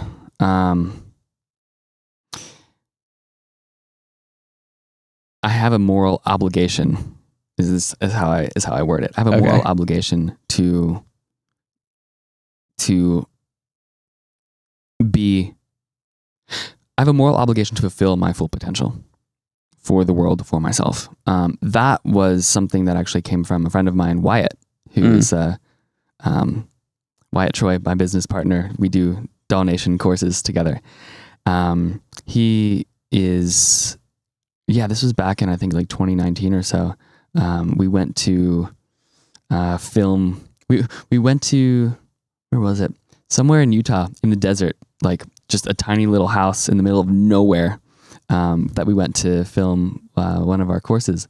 And it was a great time. We talked a lot about just like what it means to be like an artist, a person, and how we have so much potential that if we don't use it, it is an injustice to the world. And that, it really struck me as something of like, oh, this isn't like me exploring the things that I love to do, the things that are calling me. That's not just selfish. That's actually quite selfless because it's not what would be selfish is hiding that and gatekeeping that from the world. I feel enthusiastic about this. I'm inspired by things. I want to share this with other people. I want other people to feel inspired and recognize their own unique potential as well. Like, let's wake up this inner light that I'm seeing in myself, catching glimpses of in other people. And it's like we all have the same light inside. And I think it's something that we, if we're inspired by someone else, it's just that same light recognizing itself in its reflection. And what I want to do is, in whatever form that is, let that light shine and be seen. And like we're all one in the end. And so music is a really powerful way to bring people together, to harmonize, and making music is a way to find that pure childlike energy, that spirit again. And I don't know if that was an answer. I don't know if that was answering the question you intended. Well, no, I mean, you elaborated on it, which was definitely helpful. What I'm hearing, tell me if this is correct, this was also something that was very much motivating you in that same time period. Like, I want to achieve my potential and I want to inspire others because it's one of the most selfless things I can do. Yeah. Yeah. Seeing other people's being excited and inspired and motivated by what I do. And I love sharing. I love teaching stuff because it's a way for me to feel, it's also a way for me to feel seen.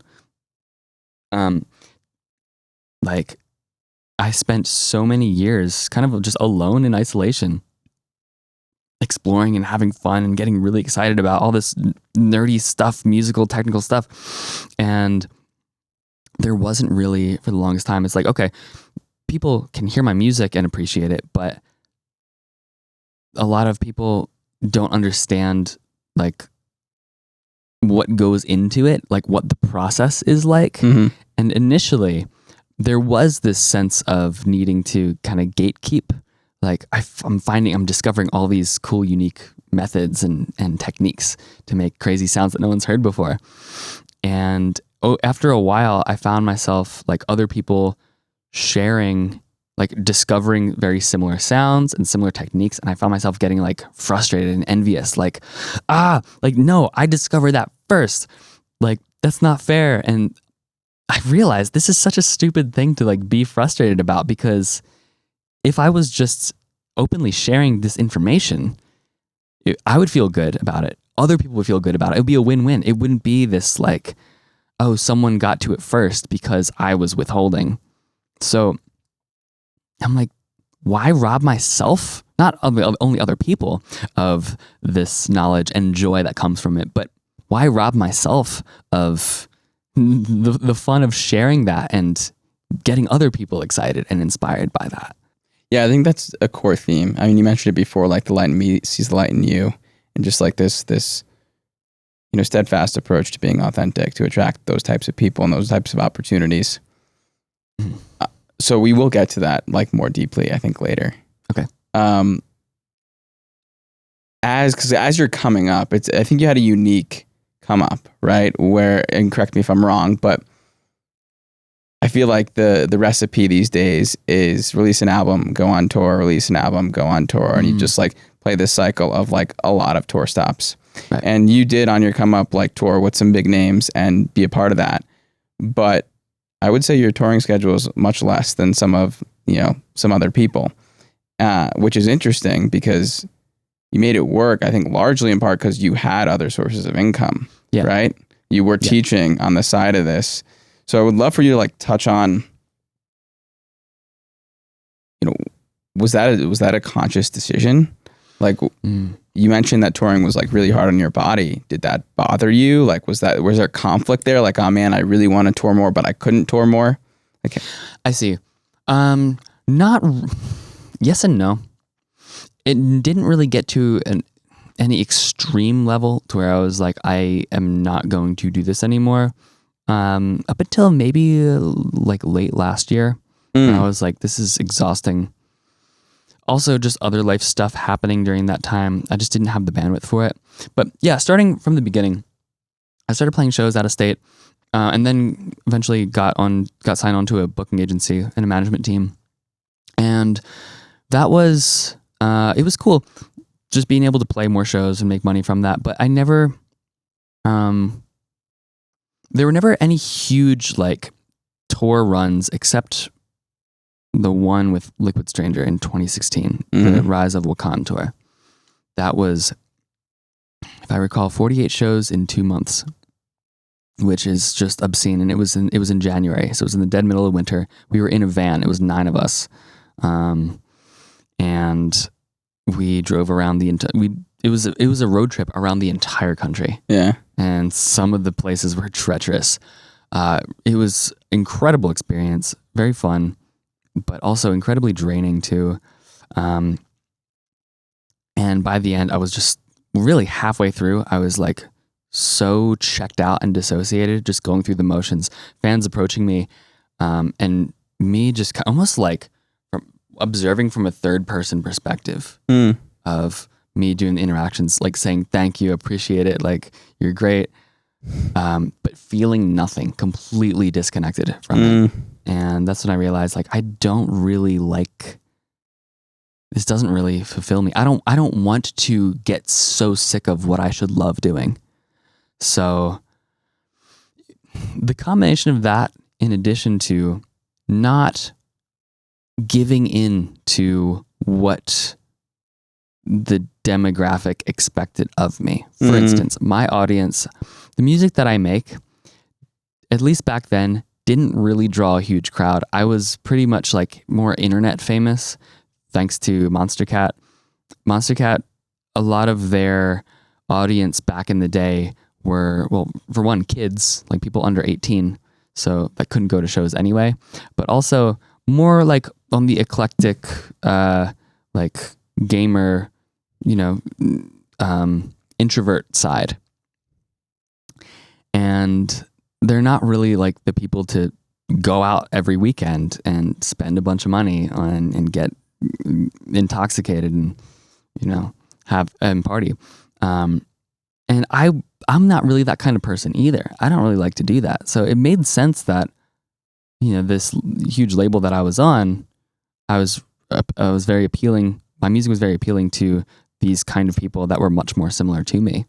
And that was great because that was releasing on them, at least back in the day, made me a lot of money. They did monthly payouts, and they did not steal royalties or any of that stuff. And that got me enough money to be able to move out of my parents' house back in like 2015, and kind of like see what it's like to live on my own independently as a person.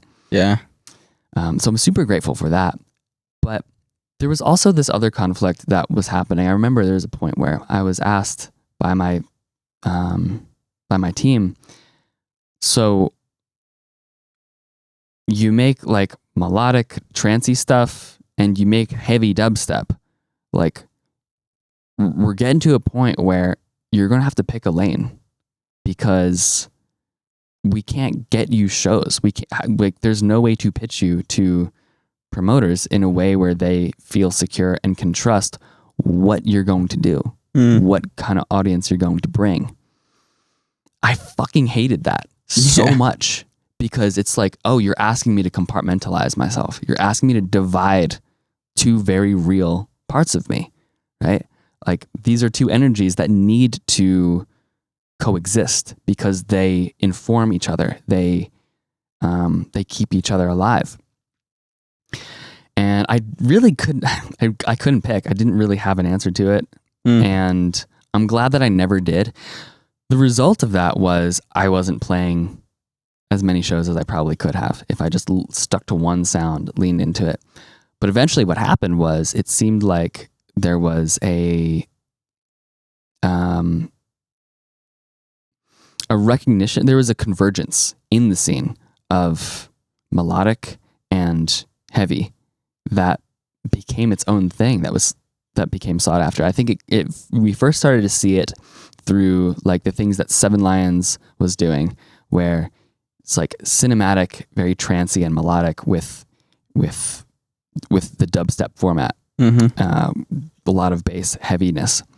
And that kind of encouraged me to just like, let me just keep doing what I'm doing. Yeah. And then color bass became a thing at around like pandemic time. And that was, I think, a lot more, I don't define myself as that, and I never did, but I think that was something that incorporated a lot more of like the technical, colorful stuff with the heavy dubstep. And then that became kind of a trend for a while. And that's what show promoters were looking for. It's like, oh, if you're just plain dubstep, that's not going to be sufficient. Yep. The kids don't want that anymore. They want something colorful. So I just stuck it out and just kept doing my thing throughout. And just, it was almost like, here's my trajectory.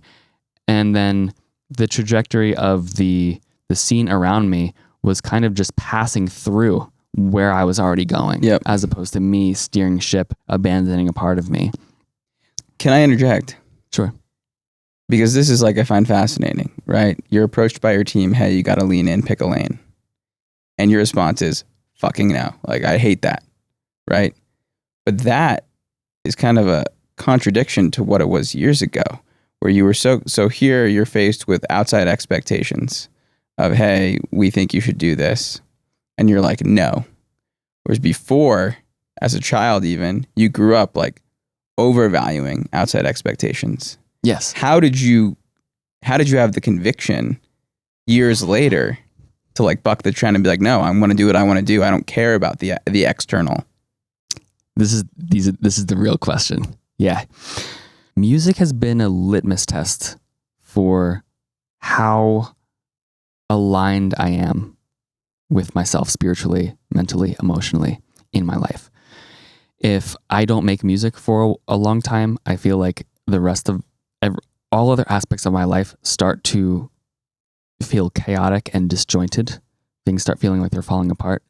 When I have writer's block, it is a sign that there is something that is blocking me in my life that I'm not aware of. So music has been a way for me to feel deeper into what I'm missing and what needs to be aligned and shifted back into place. Because it's just energy. If that energy can't flow in my life, then it's not going to be able to flow musically. and they're so intertwined. To answer your question, making music for so long and trusting that process of getting back into alignment with my life on a personal level is the same thing as getting back into alignment with my life on a musical level, that I knew that if I were to abandon the honor of my intuition and what I'm compelled to create and compelled to explore, that I would not have any tether back to alignment in my own life. And I couldn't logically explain it, especially because there's so much noise from these industry figures telling me like, this is how things are and you don't understand because you don't know the industry like we do. I couldn't logically argue it, but I knew that if I were to abandon myself, I would probably feel like I did back in high school, like back when I was just so dissociated and disconnected. There wouldn't have been anything that kept me being me if I were to do that. And Sure. It just felt like, yeah, that may be a very far away thing, but I just trusted that that's a path to hell. Well, you had some data, right? Like things were working when you were honoring your body Yes. and feeling aligned. Yes. And then you spent years kind of honing your craft. Mm-hmm. I'm left curious. Is that why you were so technical? Because you learning more about music was just a better way for you to understand yourself. Yes. So I've always loved science as a kid too, and how things worked.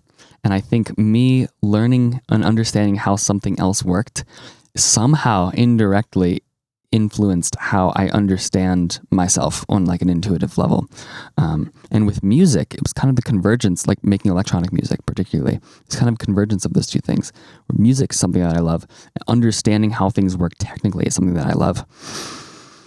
Meeting those two things together feels like it's integrating two sides, two different energies that live within me. It's like the yin and the yang, the intuitive and the rational. And there was nobody else that I could trust more than myself, because nobody has been able to give me that kind of alignment other than myself. Yeah, I find it fascinating. Like, because you're regarded as one of the most like proficient or technical producers out there, whether or not you agree with it. That's what people say about you. And it came from years and years, and you're continuing to like learn and dive in and grind. And so I was just so left curious, like, maybe that's a way for you to learn more about yourself and like hone that intuition as well. And that's why you have such a steadfast belief in yourself and being authentic and listening to your inside. Yeah. Yes. Here's an example. My song, I have a song called Follow You, and it was a pretty controversial song when I released it, because everything that I was releasing before then was really like heavy technical dubstep. Follow You was a song that's very like, it's light and heartfelt and pretty and emotional. And it wasn't really anything that I was doing back then. The audience that I built for myself up until that point, a lot of them were all about like, here's like awesome heavy technical stuff. Au5 is like dubstep god. And releasing Follow You got a lot of backlash. There were a lot of people that were like, this isn't the real Au5. They're like, this isn't you, which is so ridiculous for someone to claim, because they don't know me, but they think that they know me, Sure. based off of one thing that I made that resonated with them. And that's valid, but you can't say like, because you're angry that someone isn't making kind of music that you like, that's not them. It's just very obvious projection. But it did kind of hurt me for a little bit. A handful of my fans dropped off because I was making like prettier, houseier music. instead of just like heavy dubstep. But Follow You was an interesting one because why I made that song was because I was going through some pretty emotional stuff, like heartbreak related stuff during that time. And Danica, the vocalist, sent me an acapella for that song at the right time. That was like something that was kind of it was just coincidental. And it really hit me emotionally, and I was compelled to turn it into something that was, well, really just initially compelled to just see where it goes. I was hearing a chord progression that was like evoking a strong emotional response in me that felt like the grief that I was experiencing at the time was being seen and being recognized and being held. And so that was what I needed to make. My plan wasn't really to like, I'm going to release this and it's going to be like a huge hit or whatever. It was actually quite the opposite of that. This is a good example of something that wasn't extrinsically motivated. I was like, I was feeling something in the moment that the song was helping me it was helping me bring broken parts of me, fragments of myself back together in the process of creating it. And the end result turned out to be something that I was very proud of, that was very emotional to me, that I thought was beautiful. And I was like, well, why would I just hold on to this for myself? Let me just release it.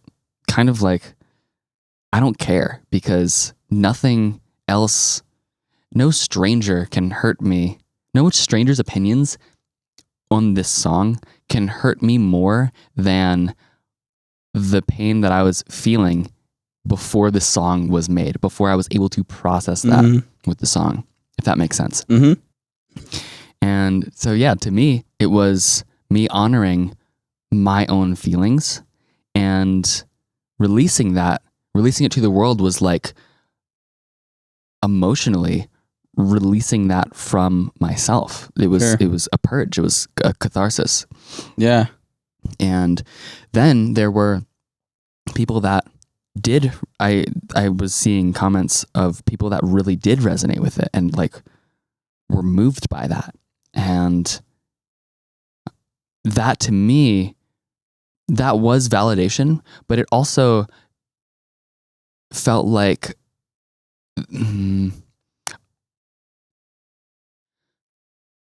I may be also helping other people process the same kind of things that I was going through. So it became... That's a profound realization. To think that like your art might be helping people process in the same way it helped you. Yes. Like that's deeply profound. And that just came from like listening to your body and like honoring that in the moment. Yes. Yes. So how does... And that came because you like developed this intuition or this felt sense of your body over the last however many years. How does someone even begin to do that? Because I think like there's probably someone out there that is struggling to create because there's internal conflict of what they think they should create and what they actually want to create. Yeah. And what they think they should create is coming from external influences, right? Mm-hmm. So like how does someone begin to honor that? Because it didn't happen overnight for you. Right. It happened over years. Yeah. So that's a good question. I think the first step is recognizing that the more you look outwards for answers, I swear that's not a reference to my song Answers. The more you look outward, the more you're probably going to get lost and confused from the noise. Give yourself, actually like let yourself be in the void. Give yourself space for that signal to become clear again and guide you. I think we are so used to hearing, we're so used to feeling things, we're so used to being externally stimulated that we don't even recognize when something is happening inside of us. Mm-hmm. A lot of times I think extroverts might struggle with this a bit more. Being alone or being in isolation or just like allowing the silence to be can be very uncomfortable for a lot of people. But I believe that in that silence, in that space, is unmanifested potential for growth. Letting yourself like detoxify, essentially like isolate from all that external noise, you realize that the darkness, yes, it's scary, but it won't hurt you. It will reveal to you what has been hurting you. And I think that's really the first step in being able to grow and work through that. It's kind of vague because I'm not giving a specific example. Well, that's a good segue because, you didn't really, at least to my knowledge, you didn't really start talking about more of these spiritual, deeper philosophical concepts publicly until like 2022 or 2023, based on like what I've seen. Mm-hmm. And we kind of left it, around 2020, 2021. So I think that's a really good segue to kind of like trace the last, 5 or so years. Sure. With like what changed. So I believe something changed. Maybe something didn't. Well, something did change. You started speaking more about this. So I'm curious, like what happened in your life where you started to like think about these things more deeply, maybe start to analyze yourself more deeply and your responses to situations more deeply. Mm. And maybe like through that, we can get a bigger picture. Like we could talk about examples. So 2020, I think I released like a lot of music. I think like 20 songs that year. And then the next year, this was like mid-pandemic, 2021 came around. And I remember there was so much pressure and expectation to like one-up myself from the year before. Mm. And so many people, because of the pandemic and lockdown, so many artists were doing they were full sending it. And there was so much innovation and achievement and progress that was happening during that time that I was like, I need to prove that I'm still on top. Like basically it felt threatening to me because I was getting this validation and I was like, look, social isolation is nothing for me because I'm in the studio all the time making music anyway.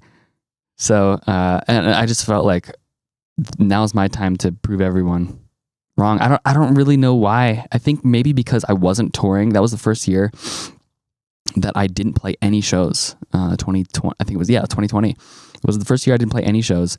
And so I didn't really have that outlet, that really intense, like social, like where I'm on stage performing, getting this stuff out. And I felt like I had to somehow transmute all of that into just the art itself. And it just really got in my head. I got in my head about the whole thing and got to the point where I was planning on this huge album and I was offered an unlimited budget to do this album with this like multimedia experience. And it was everything that I was like, this is everything that I wanted. But I was completely paralyzed because of it. Like it was like, it just wasn't something that I could force. So why were you paralyzed? It felt like it was a jump, like too abrupt of a step up from like what I was doing before. And what I mean by that is having an unlimited budget to make a huge project it feels amazing to have unlimited resources in that way. But that was something that never motivated me. I was never motivated to create from that sort of thing. And I felt like, I should create. This is the time where I should be the most motivated to. And I think it just broke the whole like system. I wasn't able to really hear what I wanted to do. It was like, this is option paralysis. This is it's unlimited. And so there's no container for it. I couldn't even really connect with. I had all these ideas, but nothing was ever landing. I couldn't build anything on it. There was no like solid foundation underneath this for me to creatively build upon. And I was also lonely too. Like I had friends and a partner at the time that I was living with, but I think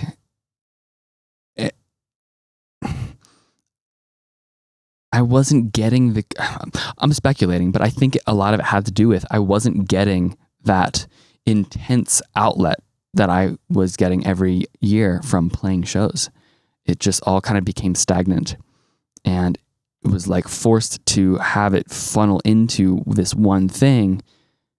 And I couldn't make it happen. It doesn't sound like you wanted to do it. It sounded like you initially thought you wanted to do it because it's what you should do. It's because it's every artist's dream to have an unlimited budget and do whatever the heck they want. But for whatever reason, that wasn't enticing to you, and you were trying to force it, and it wasn't working. Yeah. I think there wasn't really anything to connect with for me to process. And what I mean by that, like, for instance, Follow You, like I was going through some emotional thing that, making a single song to process those emotions, that made sense. That was a way for me to digest the stuff. For this, it's like the scope is so much larger and broader, and there wasn't any one thing that matched that container size. If that makes sense. Yeah. At least there wasn't something that I was able to connect with in my life. Sure. And so I let go of that. And once I let go of that, I'm trying to remember what happened next, but I think I got contacted by, I don't know if it was Ophelia directly, but I started working on one of the songs. I think it may have been Bridges with Linny from the album. And I was like, wow, all I needed was like Bridges. She sent me an acapella of that song, and it gave me, it gave me such a feeling of like childlike joy and being seen at the same time. It's a very like uplifting, lighthearted song. But yeah, it made me cry when I first heard it. And I was like, that's the sign. I gotta do that. And I don't know if it was then, right after or before. I also went on tour with Chime. I think it may have been the next year, 2022, 2023. There was a time where after that tour, I took a week off and booked a cabin in the mountains just by myself for a week, just to decompress from everything. Because I knew, like, I need to get away from all the noise. I'm addicted to the noise. So I just needed to decompress, and I journaled a lot there, and I sketched a lot of stuff there. Oh yeah, and then there was an acapella by M called Another Way that was sent to me, and I sat on that vocal for about a year. That was a very meaningful one to me, and I knew that I'm not going to be able to authentically write something to this unless I'm actually connecting with and feeling the emotion that she is singing. And it wasn't until the last night of that cabin stay where I was very alone, where I could actually connect with those lyrics in a way that felt very personal to me. And then the song just came out of most of the song I made in that night. And that's when things started to feel like there was momentum again, and then I'm starting to get back in tune with myself again. And then the Bridges songs with Linny, I was feeling that. I was just building momentum up again and kind of just leaving the whole unlimited budget album project in the past. If that is meant to happen, it'll come back. Sure. How do we get to first headline global tour? How do we get to all these beautiful things that have taken place? Yeah. So the songs on Bridges Between, a lot of them were written without, there wasn't the intention to create an album until it was about, I'd say, halfway done. And it wasn't until, I would say, for instance, Bridges got the vocal and was just feeling this openness again, like playful, open, joyful. And then I got hit up by Crystal Skies one night, just out of the blue, and they sent me an acapella with a vocalist that they wanted to make a song into, and they asked me if I was interested in collaborating. And I only made one song with them prior. Actually, no, it was two, because Remember, which actually today is the 6th-year anniversary of release anniversary of Remember with Crystal Skies and Seven Lions. That's cool. But I just knew that in the past, making music with them has been good. We just have like a really good rapport when it comes to getting stuff done. Like, here's a vision, here's the energy. We just get it done in like a week. And I trusted that. I was about to go to sleep. I heard the vocal demo, and I immediately started producing to it, sent something back the next day, and then 2 days later, they sent something back and the song was nearly done. And that just felt really good. And a lot of the songs on that album were just a matter of trusting, like, here's an opportunity to connect and allowing myself to pull that thread without really trying to have any end goal. So a lot of those were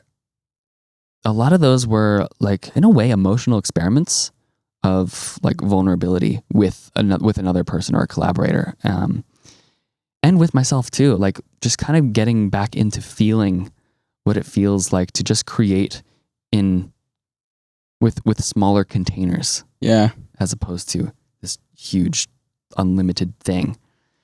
And it felt really good to do that again, and it felt very cohesive. A lot of the music that I was making for that album was high energy melodic bass. I mean, that's pretty much what the entire album is. It's like all bangers, kind of. You release Bridges, and the response is great. And now it's so great that you're going on your first global headline tour, which to many artists would be a dream come true. Yeah. But not to you.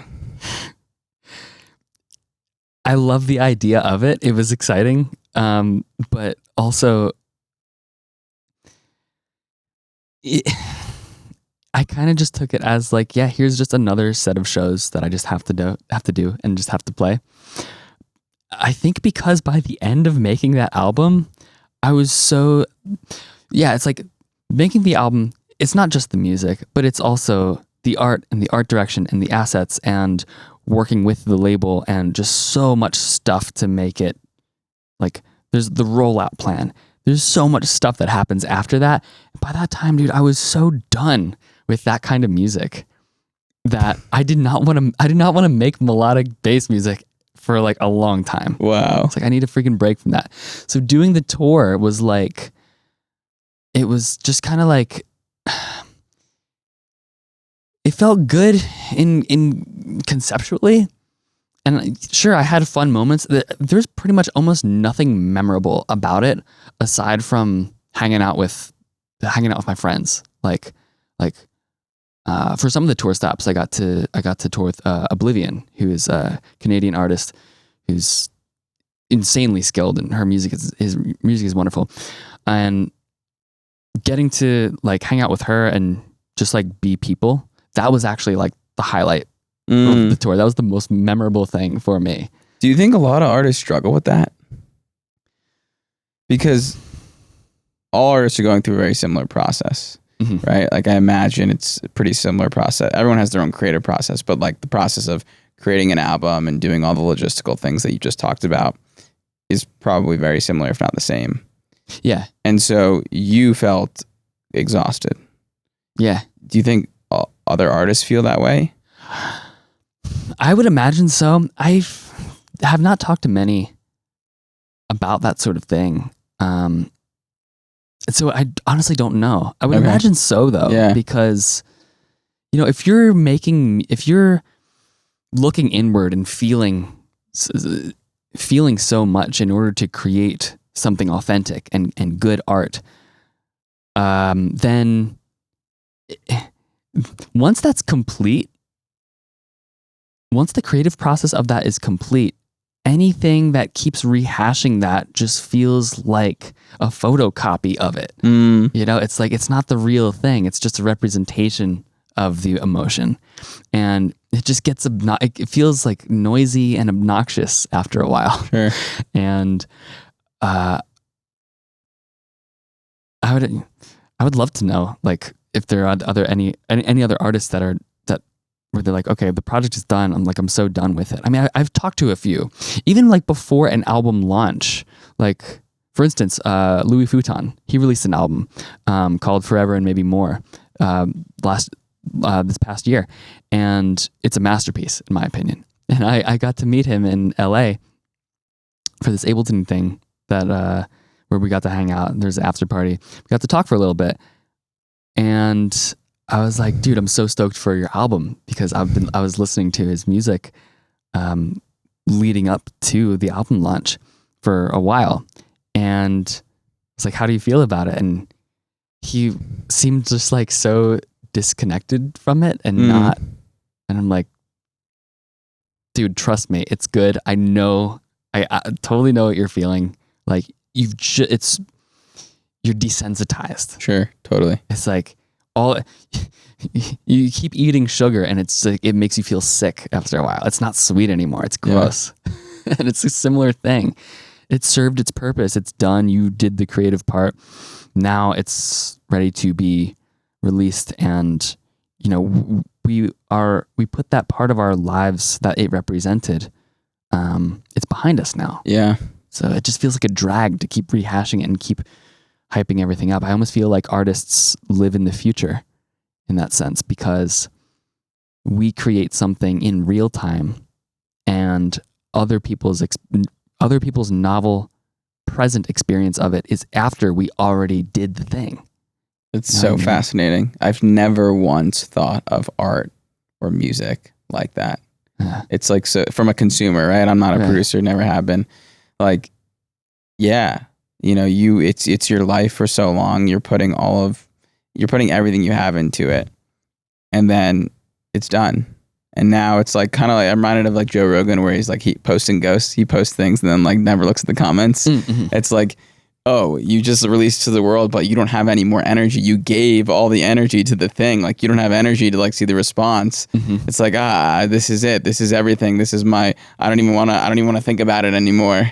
Yeah. Oh, I so relate to that. Yeah. Even when I post stuff now, it's like, I'm on to the next thing. I don't want to deal with comments. It just kind of drags me down, kind of like keeps me tethered to the past. Yeah. Or like a version of me that is not me anymore. Every day we kind of wake up and we're a version of ourselves. But that's not to say that stuff doesn't have value and that I can't connect with it like retroactively and have that be like something that anchors me. Like, I can listen back on Bridges Between now and really feel the music and really enjoy it. It brings me back to times where I was creating it and the things that I was going through during those times when I listened to the songs. And it's all cyclical. Like, we go through a spectrum of emotions, and then we'll probably revisit them in a different form, in a different context with different people later on in life. And so Bridges, like all the music that I've made, I just need some time away from it. Once I return back to it, it's like I can actually taste it again. Yeah. But yeah, the tour was, I had a big vision for it and wanted to just do more. Like, I want to do live performance. I want to have like a VJ with like dedicated synced visuals and all this stuff that just we couldn't find at the time. Couldn't find like the time for or the budget for. And so it was just like, cool, I'm just going to play a set of all of my songs and then throw in some album songs and call it a Bridges Between tour. It never really felt like this is what the album represented. The tour never felt like what the album represented at all. it was just, here's just another show of mine where I'm playing songs that I recently released. This is like, again, so fascinating to me, right? Because I think most of us think, oh my gosh, like the path of an artist, right? Make really cool music, get to tour the world. It's so beautiful. It's so sexy. It's everything, right? But in reality, it might be like that for some, but not for everyone. Yeah. You know, like sounds like a challenging period in your life where normally one might, from the outside, might think, oh, this is like the glory, right? He just did something cool and he's fulfilling his dream. So it's like really eye-opening for me to hear, you know, what it's actually like underneath the surface. And that isn't to say the tour was all bad. No, I'm sure there was incredible moments from every single stop. But like, it wasn't as simple as, oh, it was every single day was the best day of my life. No. Yeah. No, not at all. From what I can recall. And I feel like if it was, then I would remember a lot more of it. Sure. Yeah. So I would love to understand, you know, where the shift came, or let me ask first, like, was there a shift in kind of how you view yourself and view the world in that like 2023 timeframe or 2022 timeframe? Because there was a shift like publicly when you started talking about more like deep, maybe spiritual, esoteric concepts. Could you give me an example of something that I started talking about? Sure. Thanks. I think it was around that time where you said awareness and belief are the two most fundamental keys to shaping life. Okay. Yes. There was also in this same time frame you started talking about stress. There was like, you were talking about, you know, presence, and, you know, an overactive mind can lead to stress and maybe chronic illness. Like, this was in the same time frame, and I'm very curious, like, if there was something that shifted. Yeah.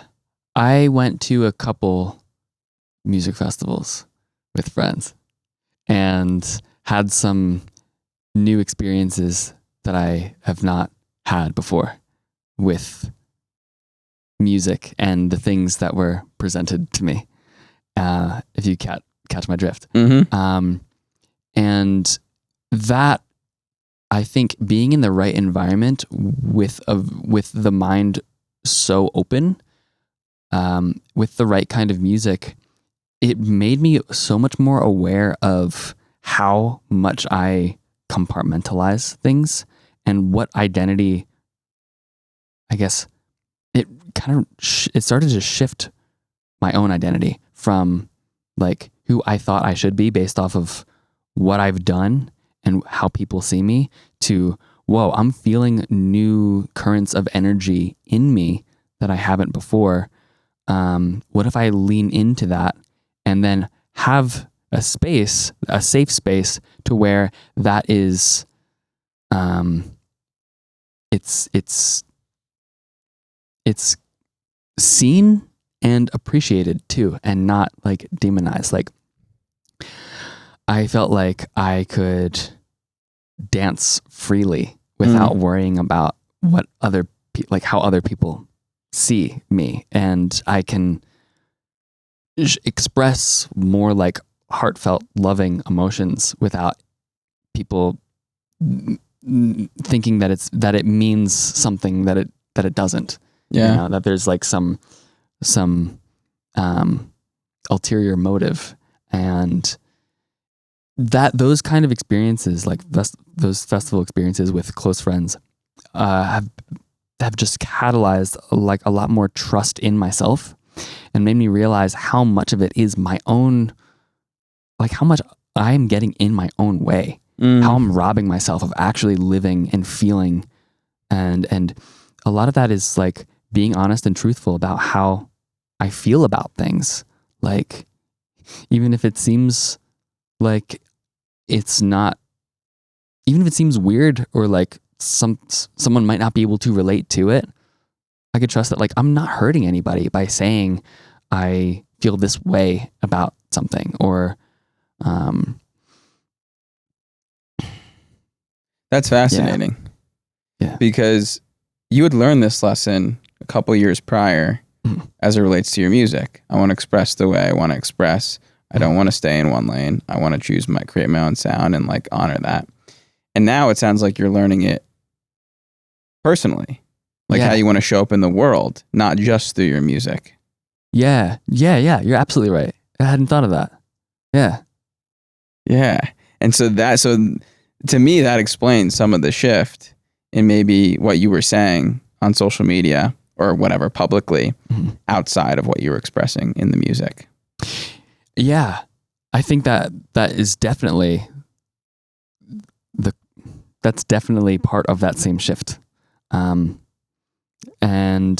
diving into like I had a pretty profound paradigm shift of what is reality? What is like the universal substrate beneath all of this? Like, is it just particles and matter? Or is there something actually more fundamental? Is there something deeper? So I started to get into more esoteric theories of like the ether field, as well as the mind and consciousness being a like reality, matter, and energy being a function of the mind and consciousness as opposed to vice versa. And kind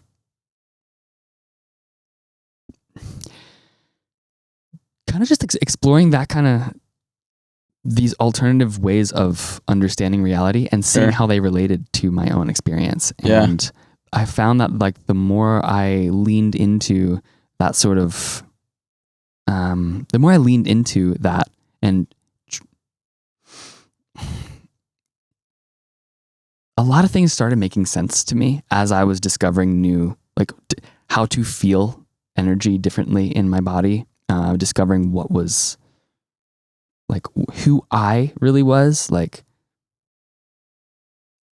maybe the person is not who I am. Maybe that is just a layer and there's something more fundamental underneath. Like identity started shifting. As simultaneously perspective started shifting. In how I see the world, how I interact with the world, how I relate to it. I do feel like there was a period where I was a lot more like open and philosophical and potentially a little more instigative than I have been more recently. But I think I needed to kind of I kind of take that approach. Like if I feel something might be true, I kind of have to throw myself into that to prove to myself that like how real it is, how far does it really go? Where are the boundaries of this? I need to know very quickly how far something is real. The extent of how real something is. It's almost like an obsession. Yeah. Oh yeah. Which is like parallel to how you worked on music and how you've described kind of your work ethic and you want to learn everything about a thing. Yeah, it's the same thing. Yeah. But it's like I am the subject of the experiment. Yeah. That's wild. So how do we get to today? Well, what is today? That's a good question. What is today? I don't even know. How much time do you got? What is time? I don't even know where my phone is. Oh, there it is. Well, at the end of Bridges Between, like me finishing up that album, there were like a couple songs that needed to be done and that didn't have a vocalist. And I decided like, okay, I want all these songs except the first one. Let's keep the first one instrumental. But let's have all these songs feature a vocalist because it just felt really nice and cohesive. And so there's a person who's a vocalist, also songwriter and producer, who appeared in my Discord one day, and she started posting music that she was working on and singing and writing, and I was like pretty taken aback when I first heard her voice and what she was writing. I was like, this is really incredible. Like I'm surprised that I checked out her socials and I was like, nobody really knows about you yet. And I was like, hey, I'm finishing up an album, but do you want to? It'd be great to have you featured on, a song. And so we tried making a song together and like having her featured on something that I already made. And we just couldn't quite, like, I know you're an amazing vocalist and songwriter, but things just didn't quite click. Like, I don't know, just couldn't make it work. And so I was like, you know what, let's just not force it. And then I ended up wrapping up the songs, and I was like, I definitely want to make music with you at some point. And so like several months go by, the album's released, and I'm like, I'm so done making electronic, like making melodic bass music. Wow. I just want to, because I was so sick of it, and I was like, I just want to make like some chill, like down tempo ambient stuff. And I had a little sketch of something that I started, and I sent it to her, and I was like, hey, how about we approach this without a goal in mind, right? We're not finishing the album. There's no goal. Let's just like, do you vibe with this? She comes back with a verse and then some. And I'm like, oh my God, this is it. Like, it's so resonant. There was no goal. Nothing was forced. It was like, I'm creating space for you to be you. And, if you accept what I'm doing, then, and if you dig it, then yeah, maybe we could see what this turns into. And so she sends it back, and I'm like so inspired. It sounds so good. And I'm approaching this like, because there's no end goal, there's no intention to like, I don't want to turn it into anything. I don't want to like, I want to honor what she's bringing, because clearly she's a great musician. Like, I'm not going to be like, oh no, I know better and you need to sing things this way. And no, I'm just honoring what is happening presently. And we were both doing that. We were just passing the song back and forth, and just pretty rapidly, like one day and then the next day she'll come up with something new. I'll come up with something new, just springboarding off of that. And we were over time creating, like, giving the other person space to just be. Yeah. And we were both getting really excited about what the other person was creating. Yeah. And I was like, and so we finished the first song and we're like, let's make another song. So I started a little sketch, and the same process happened, and we were just getting into this flow where, she would maybe have some notes about some suggestions. If I'm like, I don't know where to go here. This is kind of like new territory for me. I feel kind of lost. So she's like, maybe we can do this, but just like little suggestions, and vice versa. I'm like, maybe we, change these notes on the harmonies, or like add a harmony. So I'll be sending like voice memos, like demonstrating what I'm thinking. And it was just so much like mutual acceptance of like, we're both really good at what we do, and it's complementary. It's not clashing. It's not fighting. And I was like, damn, I've not had a collaborative experience that felt so attuned and resonant in like over a decade. Like, with Fractal. Yeah. That was kind of who, like, this whole situation reminded me of. Sure. And yeah, so months go by, and we write a fourth song, and that one is much more of a banger. And then, we write a third song that was a banger, and then during the time goes by, and so I'm gonna get really personal and raw here. Okay. I appreciate it. Yeah, I mean, may as well give context. Also, I feel like it's important that people know what's real. I appreciate you holding space for this too. So, I was in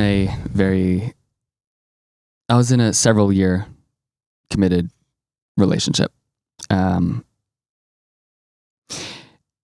until 2024, and that ended, and it was 7 years long. It was profound, and it was a lot. It hurt a lot, and to let go of that, so much processing, and we spent time like separated and didn't have like really much contact at all. And so I was just like by myself, isolated, and really allowing myself to like utilize that space to grieve, get back in tune with myself, and feel like I felt like, you know, the relationship ended for various reasons, but at the end of the day, it was I just felt like I couldn't be myself, and I couldn't feel good about anything that I was creating. I felt uninspired. I felt anxious to actually like let myself follow intuition and be and write music. And so I started working on the rest of these songs with this vocalist, and this has been, I guess, about a year of, maybe a little over a year of us working on these songs together. And I realized like we've, you know, it's been only like professional and musical, this relationship that we cultivated, but it's so, I feel like we see each other so clearly creatively, and respect and honor each other, give each other that space to create and really see into the other person's world to build off of. And that it's just interesting because that led into an actual like personal friendship with her, which then evolved into something even deeper than that, which is, I think it's really special because it's so different than I think how most people get together. Like I feel like most romantic relationships will start off with like, you know, physical attraction, and then let's get to know each other emotionally, and then like maybe we have common interests and passions. This was the other way around, where so long it was, you know, we're like meeting each other on like a spiritual level first, sure, and then slowly getting to know each other as people, and then like as actual people, and that really completely changed how it changed a lot for me. It changed how I understand how to relate to people, and also how creating like leading with the heart and with trust creates such a deeper and more profound connection with someone than like pursuing them because they're physically attractive, you know? And it's crazy how approaching it from the heart can also completely change how you see someone. Like having that emotional foundation first, it's just crazy how it can just change your perspective so intensely on things. And so you were then in a relationship with this person. I was. Which came from deep connection in other forms first. Yeah. And that was immediately following the prior 7-year relationship that had closed. Yeah. Yeah. I mean, there was time in between. There was a couple months, but yeah, it was like this space opened, you know, loss of this one significant person in this way, and being able to get back in touch with music and intuition. And I started to like use my voice again and sing, and then realizing like this, I've been being held in the way that I've needed to for so long. Wow. With this other person creating this work of art together. And what's funny is this album that we made together, this EP, ended up getting released on Ophelia in the end. So initially, the motive was like, hey, you're a vocalist. Let's make music together because I need to finish this album and it'll be on Ophelia. It'll be really cool. To like, okay, it's not working. Let's just make space for this. Like that album is done.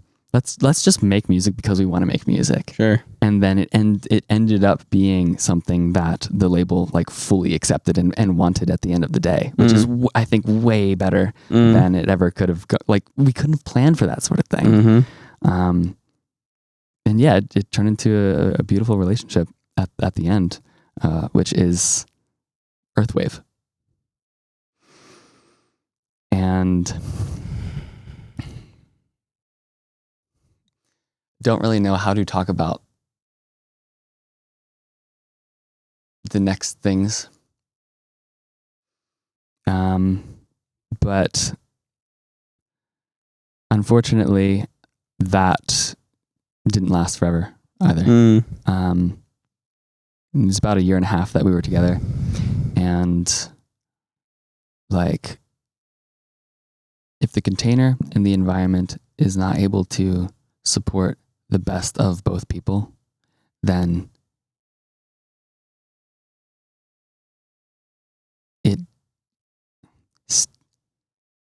staying together for the sake of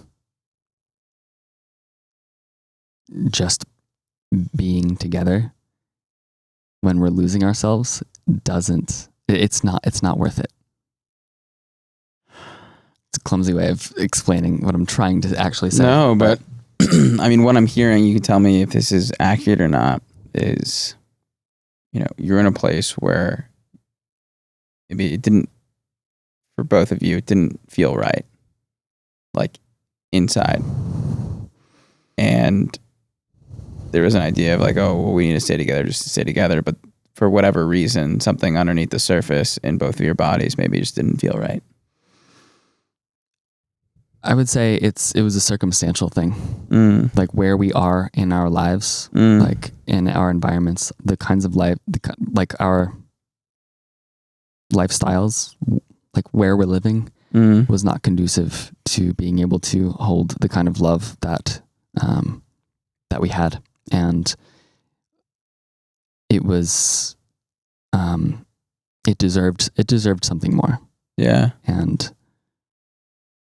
Yeah, without getting into detail, I think that's... Yeah, I mean, that sounds so brutal. And so it was clean, clean break. But at the end of the day, I realized like, I feel like I've realized that kind of connection that kind of connection and attunement, it's like, here is just a key to unlock something that is already inside of me. The reason that attunement and that flourishing and creation and collaboration worked was because I was showing up presently and authentically without an agenda, without trying to be someone, without posturing, without like, it's like, this is me. And that's the thing. Like, there are a lot of people that might not like that.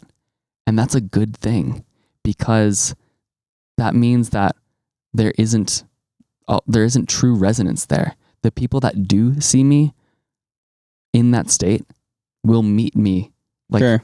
And that are also meeting themselves in that way. It doesn't become a codependency. It becomes synergy. And just being able to have that experience, knowing that is such a real thing. Yes. I will never be the same. Wow. I feel like I can guide myself with more trust and connect with the heart more. And I've been doing that a lot more lately. Like just, yeah. What does that look like? What are like the trickle down effects into your, clearly this is a profound realization, and it's changed the way, view yourself and view the world. Mm-hmm. How does that impact you on a day-to-day basis now?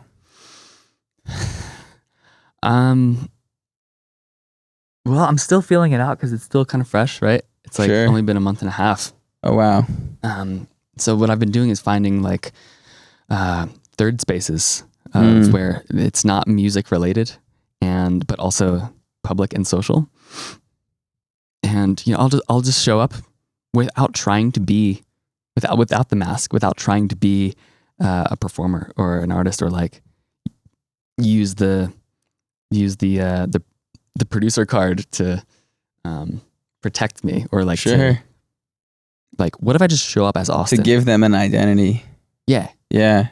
And just going in feeling like anything could happen, and just sparking conversation and just being genuinely interested in what is happening in the present moment. Like, I just love more, really. Like, it's so much easier for me to know where my own boundaries are, so that I can actually connect deeper with someone without worrying about like being overwhelmed or infringed upon.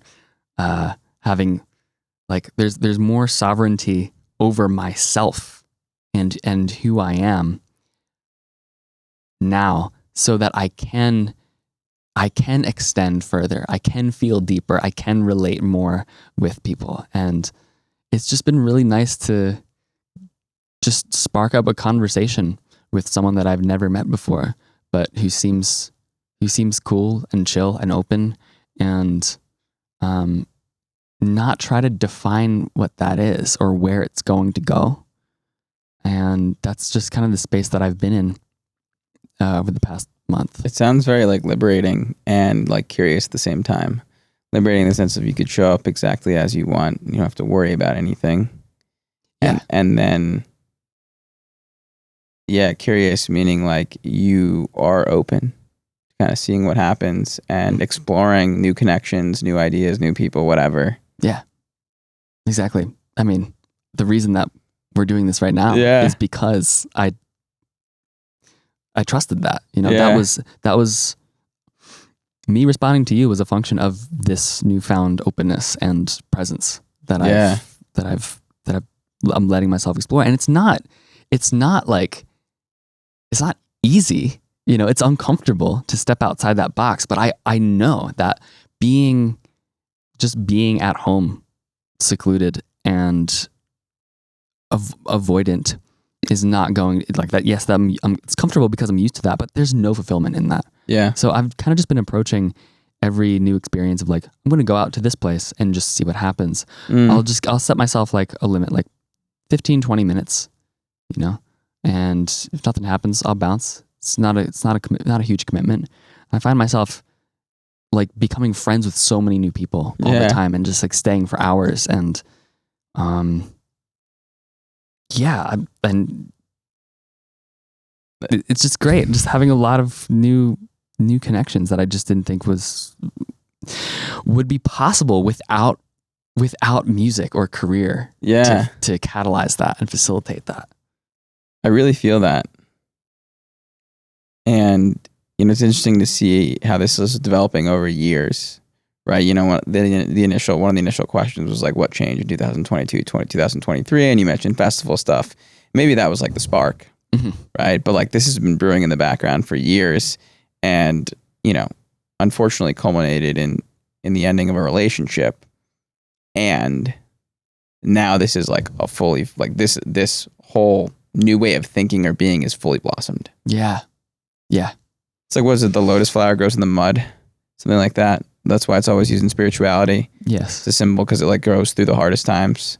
Yes. So it's like it sounds like, and I don't want to put words into your mouth, but it sounds like these last few years have been like have been exploring more deeply in yourself and how you relate to your own body and how you relate to the world. And, with this most recent relationship, like the flower has blossomed, and it's like, okay, I know how I want to live, and now I'm going to truly exemplify this on a daily basis. Yeah. Beautiful, man. So beautiful. And so hard to like go through that to get here and do the thing. It's funny. I never know how these podcast episodes are going to go. Like, of course, I have ideas of what I want to talk about, but at the end of the day, it's just two souls being present in a room, Yeah. and anything can happen. And so it's just like, I thought this conversation would have been more focused on, you know, maybe some of the career highs. And of course, we're going to touch on like the personal growth aspect, but I didn't expect the personal growth and the personal side of things to be such a, just an ever present theme. And I think that's almost like a testament to the podcast, right? The whole point of the podcast is to understand the human behind the alias, the project name, behind the decks, whatever you want to call it. And so I do think it's really fitting that we spend so much time talking about the personal stuff and how that's led to the most monumental growth. Yes. No, I think that's incredibly important too. I mean, even just, like the way that we're having this conversation and how you're tying all of these things together, like you're threading things together for me. Like I'm very aware that it is that music and career is tightly tied to what's happening in my personal life, and you know, vice versa. But it is crazy that like it so much. They inform each other so much. The music that I've been making through this process has been like, it's been some of the most profound music I think I've ever written. Wow. Are you referencing released tracks or unreleased tracks? Unreleased. Okay. Yeah.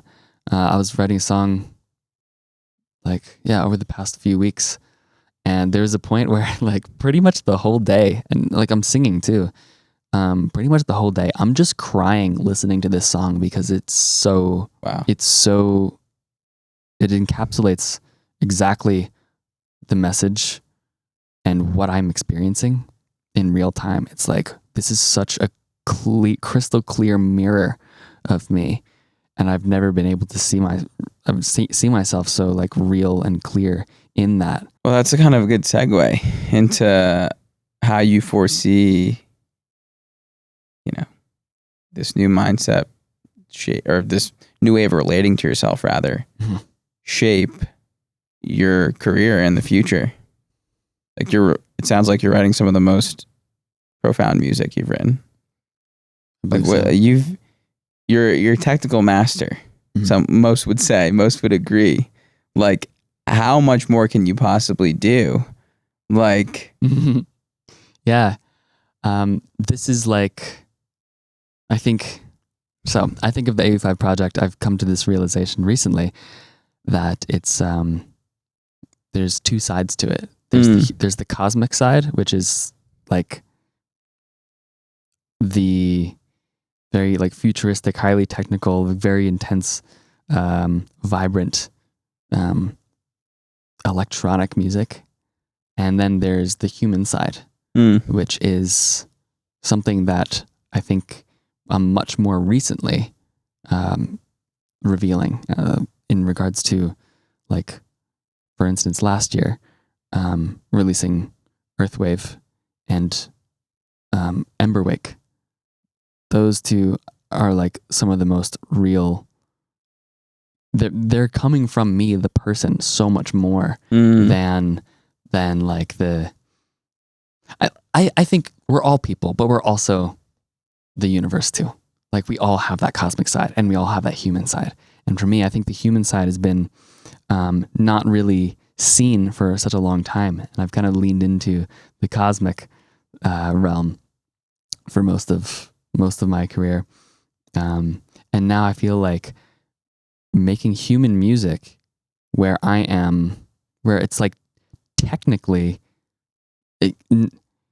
it's good, but it's not, the whole focus is not about like how technically intricate is this and how like mind-blowing is it from like just a pure abstract sonic, novel perspective, but it's how deeply can I feel into myself as the person and everything that is going on inside of me, and convey that with what I have. So like singing is something that I've been doing a lot more lately. And that is such a real way to, that's a new mode for me to like align with myself, is to sing. Like it feels, you can't fake the emotion in singing. I've only been singing for a couple of years. I've never taken a lesson. I'm all self-taught. I'm just feeling my way through it. Wow. And so I can't like fake a good performance.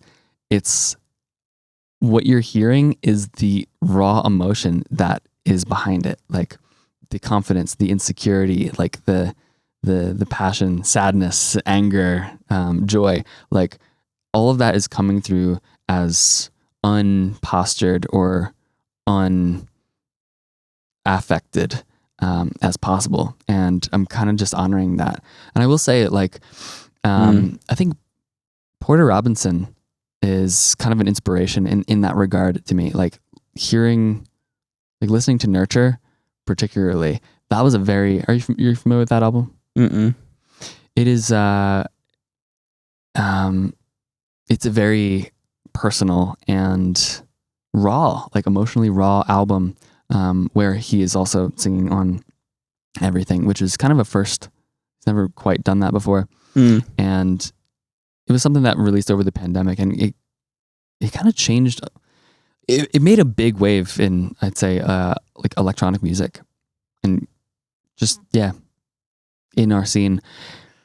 And for me, it was like, well, he could do it, and it's like clearly like he's not a professionally trained vocalist for decades and anything, but it's like that's actually that's the opposite of the point. It's here's something so real and raw that conveys the emotions so well.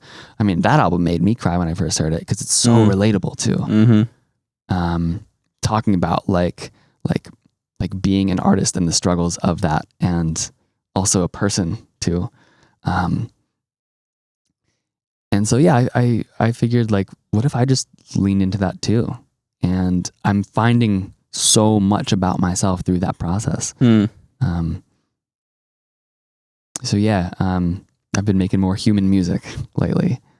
To those like that are probably dying to know what's next, it's like, I don't know if you know what's next, like I think you're feeling into it and you're just focused on the now, which which is happening to be making some incredibly real music, whether that's an album or a tour or whatnot. I don't even know if that's on your mind.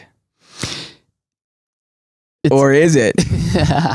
It's on my mind vicariously because I got signed on to a new management team, and they've been doing a lot of stuff in the background for me, and they're really hyping me up, and they have a lot of ideas and stuff, and reaching out, and a lot of prospective things, potentially a tour, potentially some just big things. I'm not gonna define yet. Sure. I'm not gonna some big things. Yeah.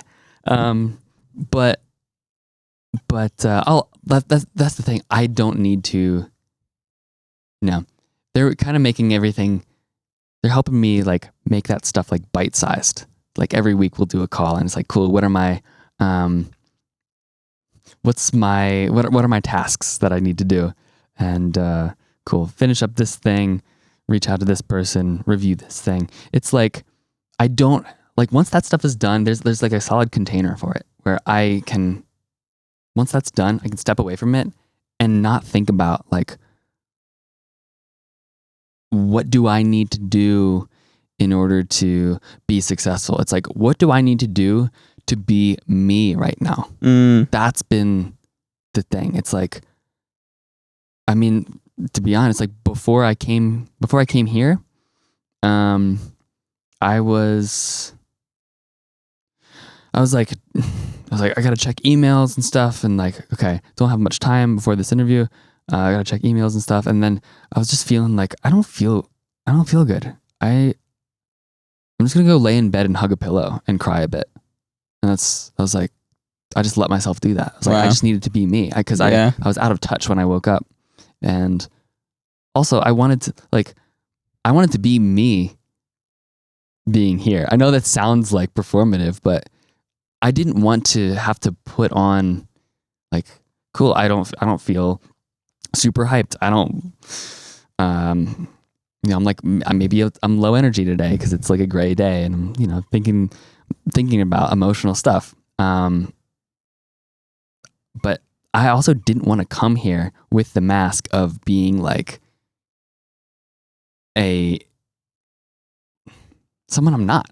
Sure. You know what sure. I mean? Totally. And the whole, the whole thing of like why you are doing this, which I respect so much, is so it doesn't have to be like that. So we can actually see beneath the surface, beneath the mask, like what's actually going on. Totally. And it feels really good to just be able to do that. I mean, having cameras on and being put on the spot, there's always a little bit of like, okay, I'm aware of what's happening, but no, this was really good, man, because I feel like there's never really been a space held for me to go in on this kind of stuff and talk about this kind of deeper emotional stuff that in any interview that I've done before that I can recall. So thank you. I mean, thank you. Yeah. And thank you for being so open and like willing to go there. And I mean, it's a deep learning for me too, like you're the largest guest I've had on to date. And you're also like, the guest that I've had that's been producing the longest. So you've had like the longest career. And so, we can't of course come through every single one of those 15 years. So it was interesting to see like where the conversation is going and like what we're going to really dive into, what we're not going to dive into. But also just most importantly, like making sure the human side of you is covered, because I think actually it was 19 episodes, but whatever, like 18 or 19 podcast episodes. Yeah, I just felt like there was a human component that was missing. And that doesn't mean that any of those episodes were wrong. They were great. I enjoyed listening to all of them. And there's room for more. Yeah. So I guess like 2 questions to close. Mm-hmm. The first question is related to potential and like achieving your potential. When do you think you'll ever achieve your potential, your fullest potential? Or is that something you don't even concern yourself with anymore?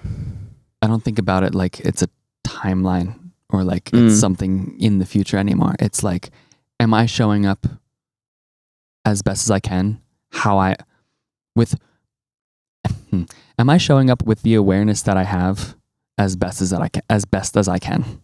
That I think is the best thing that I can do. Like, okay, maybe a minute from now, I can look back and be like, oh, I could have done better. But at that time, that was the best that I could do. And I need to honor that.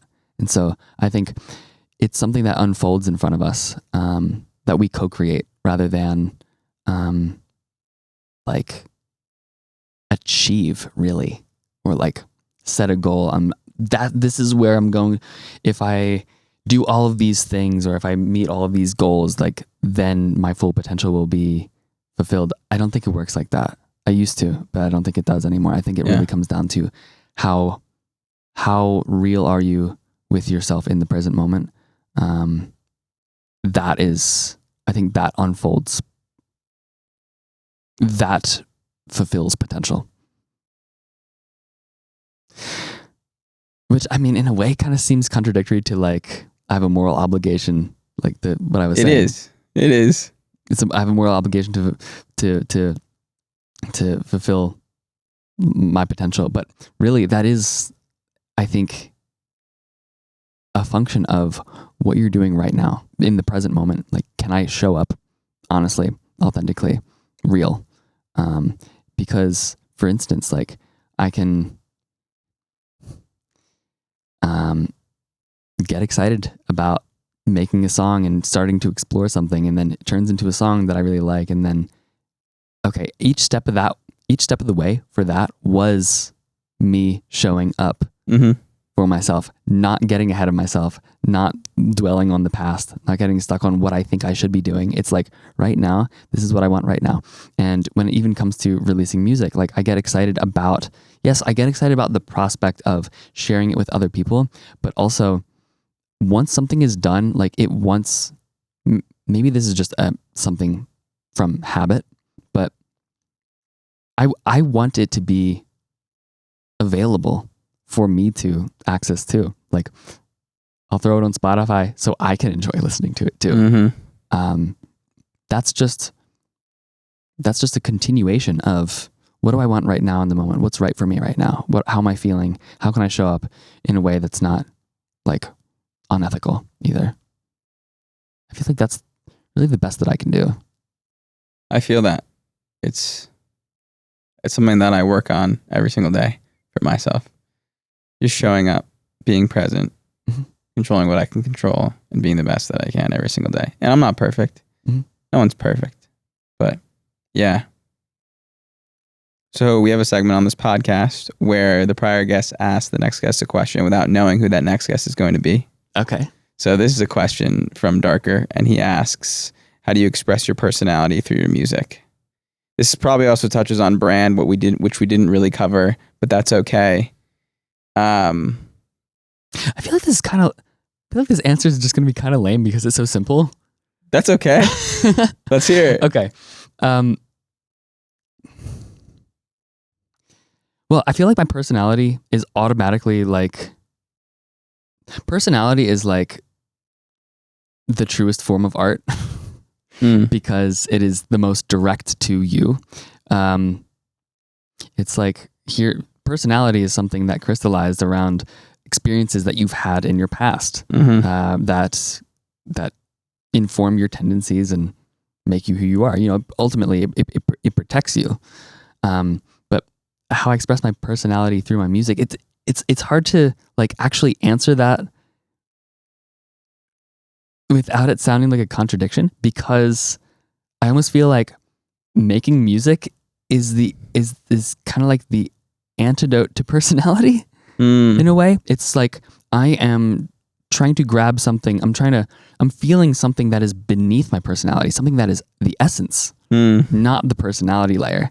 You know what I mean? Man, maybe I'm just like, no, I follow you. Not the ego, not the identity, something deeper. Yeah. And so I think you're saying that it's deeper than personality. It's my pure essence, and personality is fictitious and it's not real, and I can't make something to it. Yeah. Actually, here it is. Personality is going to come through the process itself. Like, the essence is the thing that is driving me to explore and create. It's like the inner child. It's undefined. It's pure.